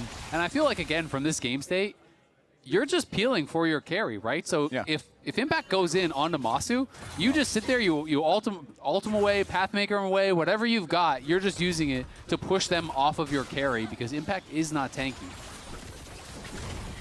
FlyQuest trying to reestablish solid control over the topside river here as the Baron is about to spawn. Yeah, they're just ready as soon as it drops. Masu and Gakkos are here. They knock out the wards to make sure there's no easy TP angle for Sentinels, and FlyQuest started up. They kill it really fast, and if Sentinels doesn't approach in order, they might end up dying. Okay, they peel off. Okay, they see that they get the teleport coming in from Darkwing, so that's already a win. Yeah, I think that's all they were really looking for, you know, in a state like that, with all the summoners available on the other side. They see Darkwing's pushing bot. They don't actually want to send someone down to answer it, so they just say, you know what? We're going to start Baron. You have to TP. As soon as he TPs, they pull off, and now they can reset and send someone bot, and there will not be Darkwings available to answer it, or they'll just go right back to the Baron. So it's just really good macro play here from FlyQuest, who can just rinse and repeat, set up the same type of play here once again. Well, speaking of setting up the same play, the next dragon spawning here in 30 seconds as well. Remember, this will not be sold for either team since Sentinels did have that dragon stolen away from them last time, but they were first to the dragon, and it looks like FlyQuest is going to keep their eyes more so on the Baron pit. as Griffin will see the big Baron Enchanted Scuttler appear, clear that one out, establish extra vision control as Sentinels once more head to the bottom side river. I feel like Sentinel's position is actually pretty good for the Drake, even if they risk giving up the Baron. It might even be a trade they're willing to take. Just get Soul Point and give up the Baron. They're really committed to taking this Drake, so they're at the very least going to get themselves Soul Point. Soul Point for Sentinels getting locked in roundabout now. He might fire a Tempered Fate up to the Baron Pit if they think they can do anything with it, but nobody else is anywhere nearby, so wouldn't really do anything but buy you an extra second. So Soul Point for Sentinels, but Baron for FlyQuest. We'll see how much value they can get out of their power play. I really don't hate that play from Sentinels. There's been a little bit of discussion about how weak Baron is this season, with it only giving half as much gold as it did last year, and if you're not actually making use of the Baron buff, trading it for the Drake, like, if this Baron doesn't do anything, it's definitely an advantage to be on Soul Point. Yeah, and the question is just, can you actually clear out all these waves? Obviously, Victor going to be very good at actually clearing that out. And, you know, can FlyQuest set up some push in multiple lanes here to turn that Baron into a lot of gold, right? You know, that is what they are looking for. They're looking to knock down some of these tier 2s and make that Baron buff work for them to set themselves up for this next fight. Because Sentinels have given themselves a win condition here. Hextech Soul is incredibly powerful if they can get it, but FlyQuest wants to make sure that that is not possible. All right, wave crashing into the tier 2 down here in bottom lane. Hambach off to the side. We'll look for the Cataclysm if they can get a good opportunity, but for now, Sentinel's just going to push FlyQuest back. Look at all these TP wards that are available here, too. You know, Renekton is not with them. TP ward, TP ward, TP ward all around. Okay, teleport coming in now. Gakko's the only one getting caught, though. There's your Tempered Fate. Might lead to something more. Masu going to be the target. Gets himself back up the wall. Hambach ready to follow. Gakko's knocked out first. Hambach tries to get away, but a nice bullet time buys a little bit of time. Cryogen with a kill onto Hambach as Quad has to escape off to the left. Sentinels have made a 1-for-1 trade so far, but they want to get the advantage. Darkwings cuts him down, gets the kill back on the Quad as Impact zones everybody else away on the FlyQuest side. He's not done. Goes on a magical journey straight to hell. Not exactly where you wanted that one to go, so the dust settles, and we get a 2-for-2 trade. He saw a much better idea than what happened at the end there. But the original look was good for Sentinels, being able to burst down Gakkos' Cassante so fast, and then also getting both summoner spells out of the Yunara once again. So Masu, a big target that Sentinels is doing a pretty good job of not having big impact in the fights. Yeah, they're doing a really, really good job here. So they're focusing down Gakkos. They do hold him there in place. This flash forward from Huhi gets the stun on Masu, then hits the ult on him, allows everyone to close the gap. So when he goes back for that dash out, Hambach still has the EQ, then Impact flashes in, throws down his stun. Did the stun not connect on Masu there? I didn't actually. I think he hit Gakkos. That's what I think too. I think he was actually trying to click on Masu, and if he does, I think Masu dies. Because that would have been the stun. But the flash misclick there from Impact, really punishing, and then as Huhi comes in. Huhi goes out. Griffin had ult, you know? In there. He did. Not much you can do. It's a tough misclick, though, for sure, because I feel like they would have had Masu there, and it's hard to know how much more you get off after that if you kill Masu. But Huhi basically set that up as well as he possibly could with the flash stun into the Tempered Fate. Yeah. You know, they get the Cataclysm, dash out into that Flag and Drag knockup, and then Impact flashed in, and I just have to think it was a misclick because I didn't see that stun coming down. Yeah, he definitely flash stunned. Flash stun the Gakkos. The Cassante. I mean, maybe he wanted to flash stun the Cassante to finish him, but I just don't feel like it makes sense in that. When you're sending everything on Masu, it's got to be on him. So whether it was a misclick or just a decision, I think it was one he'll want back. Yeah, because Impact is one of the strongest players in the game, actually. 13.7 thousand gold on this Renekton. He packs a big punch for himself. Level 19 as well on this Renekton. He needs to be one of the forces in these team fights. But those were also, like, we got to see, you know, why people are scared of Huhi Bard. That setup, yes, the end of the play was funny, but he is undefeated on this pick and has been very good at finding these plays. You know, that flash stunt into the Tempered Fate gave them an opportunity to kill Masu. So speaking of killing Masu, a big impediment to that just arrived. Cryogen completing the Mikhail's Crucible, getting rid of the potential for a Bard stun or a Renekton Flash Ruthless Predator to really be the thing that locks up this AD carry that can take over the team fight, who now has Lord Dominic's Regards also fully complete. Oh boy, Huhi.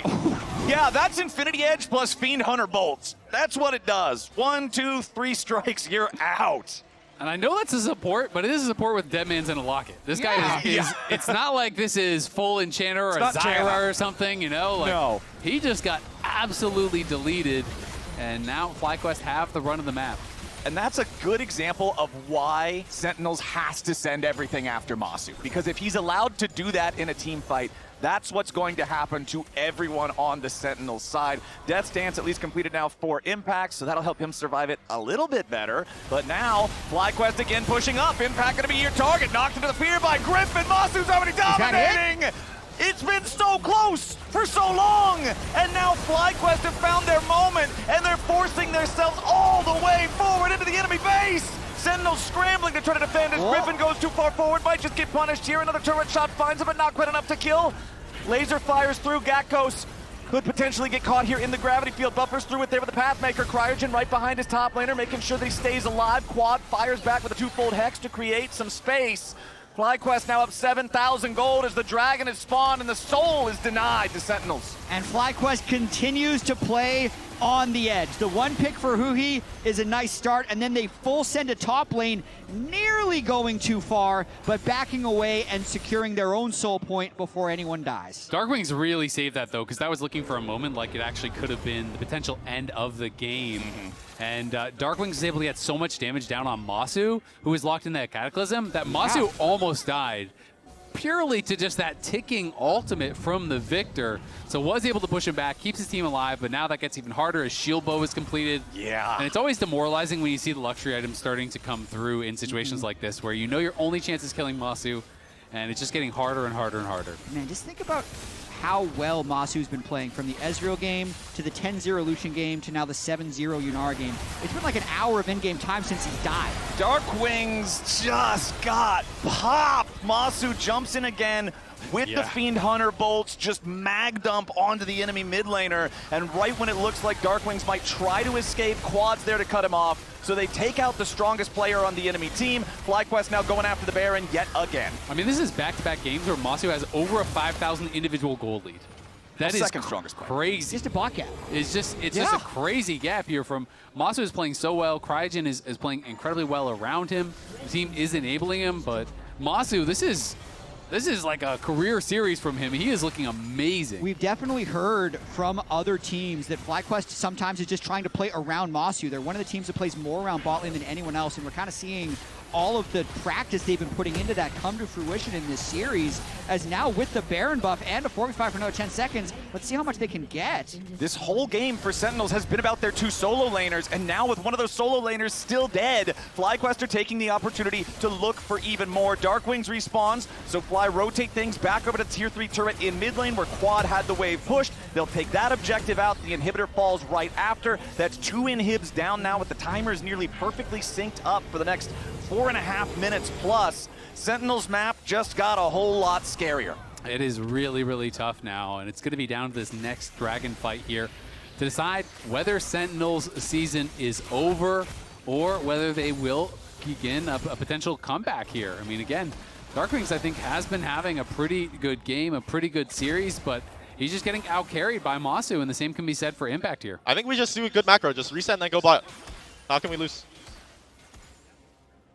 How can we lose when you have 20,000 gold on your 80 carry and a Seeker's Arm Guard, if we're talking about luxury items? Also with luxury items, Griffin went ahead and just went 4th item Protoplasm Harness after buying Bruiser items the entire time so far, because he just wants to make sure that he's got the extra survivability for what's probably going to be the last fight. Yeah, I mean, whatever you can afford is what you buy at this point, and I think Seeker is actually a really good buy for an 80 carry in a final fight situation. All right, let's see if Griffin suffers any sort of real damage down here in the bottom lane, because the rest of FlyQuest says, okay, you want Griffin, you can have him. We're going to take the Nexus. First turret's already down, second turret's going. Quad by in a little bit of time. FlyQuest are just running straight for the enemy Nexus. Sentinels can't stop them. GG, well played, FlyQuest. Sweep Sentinels out of the playoffs.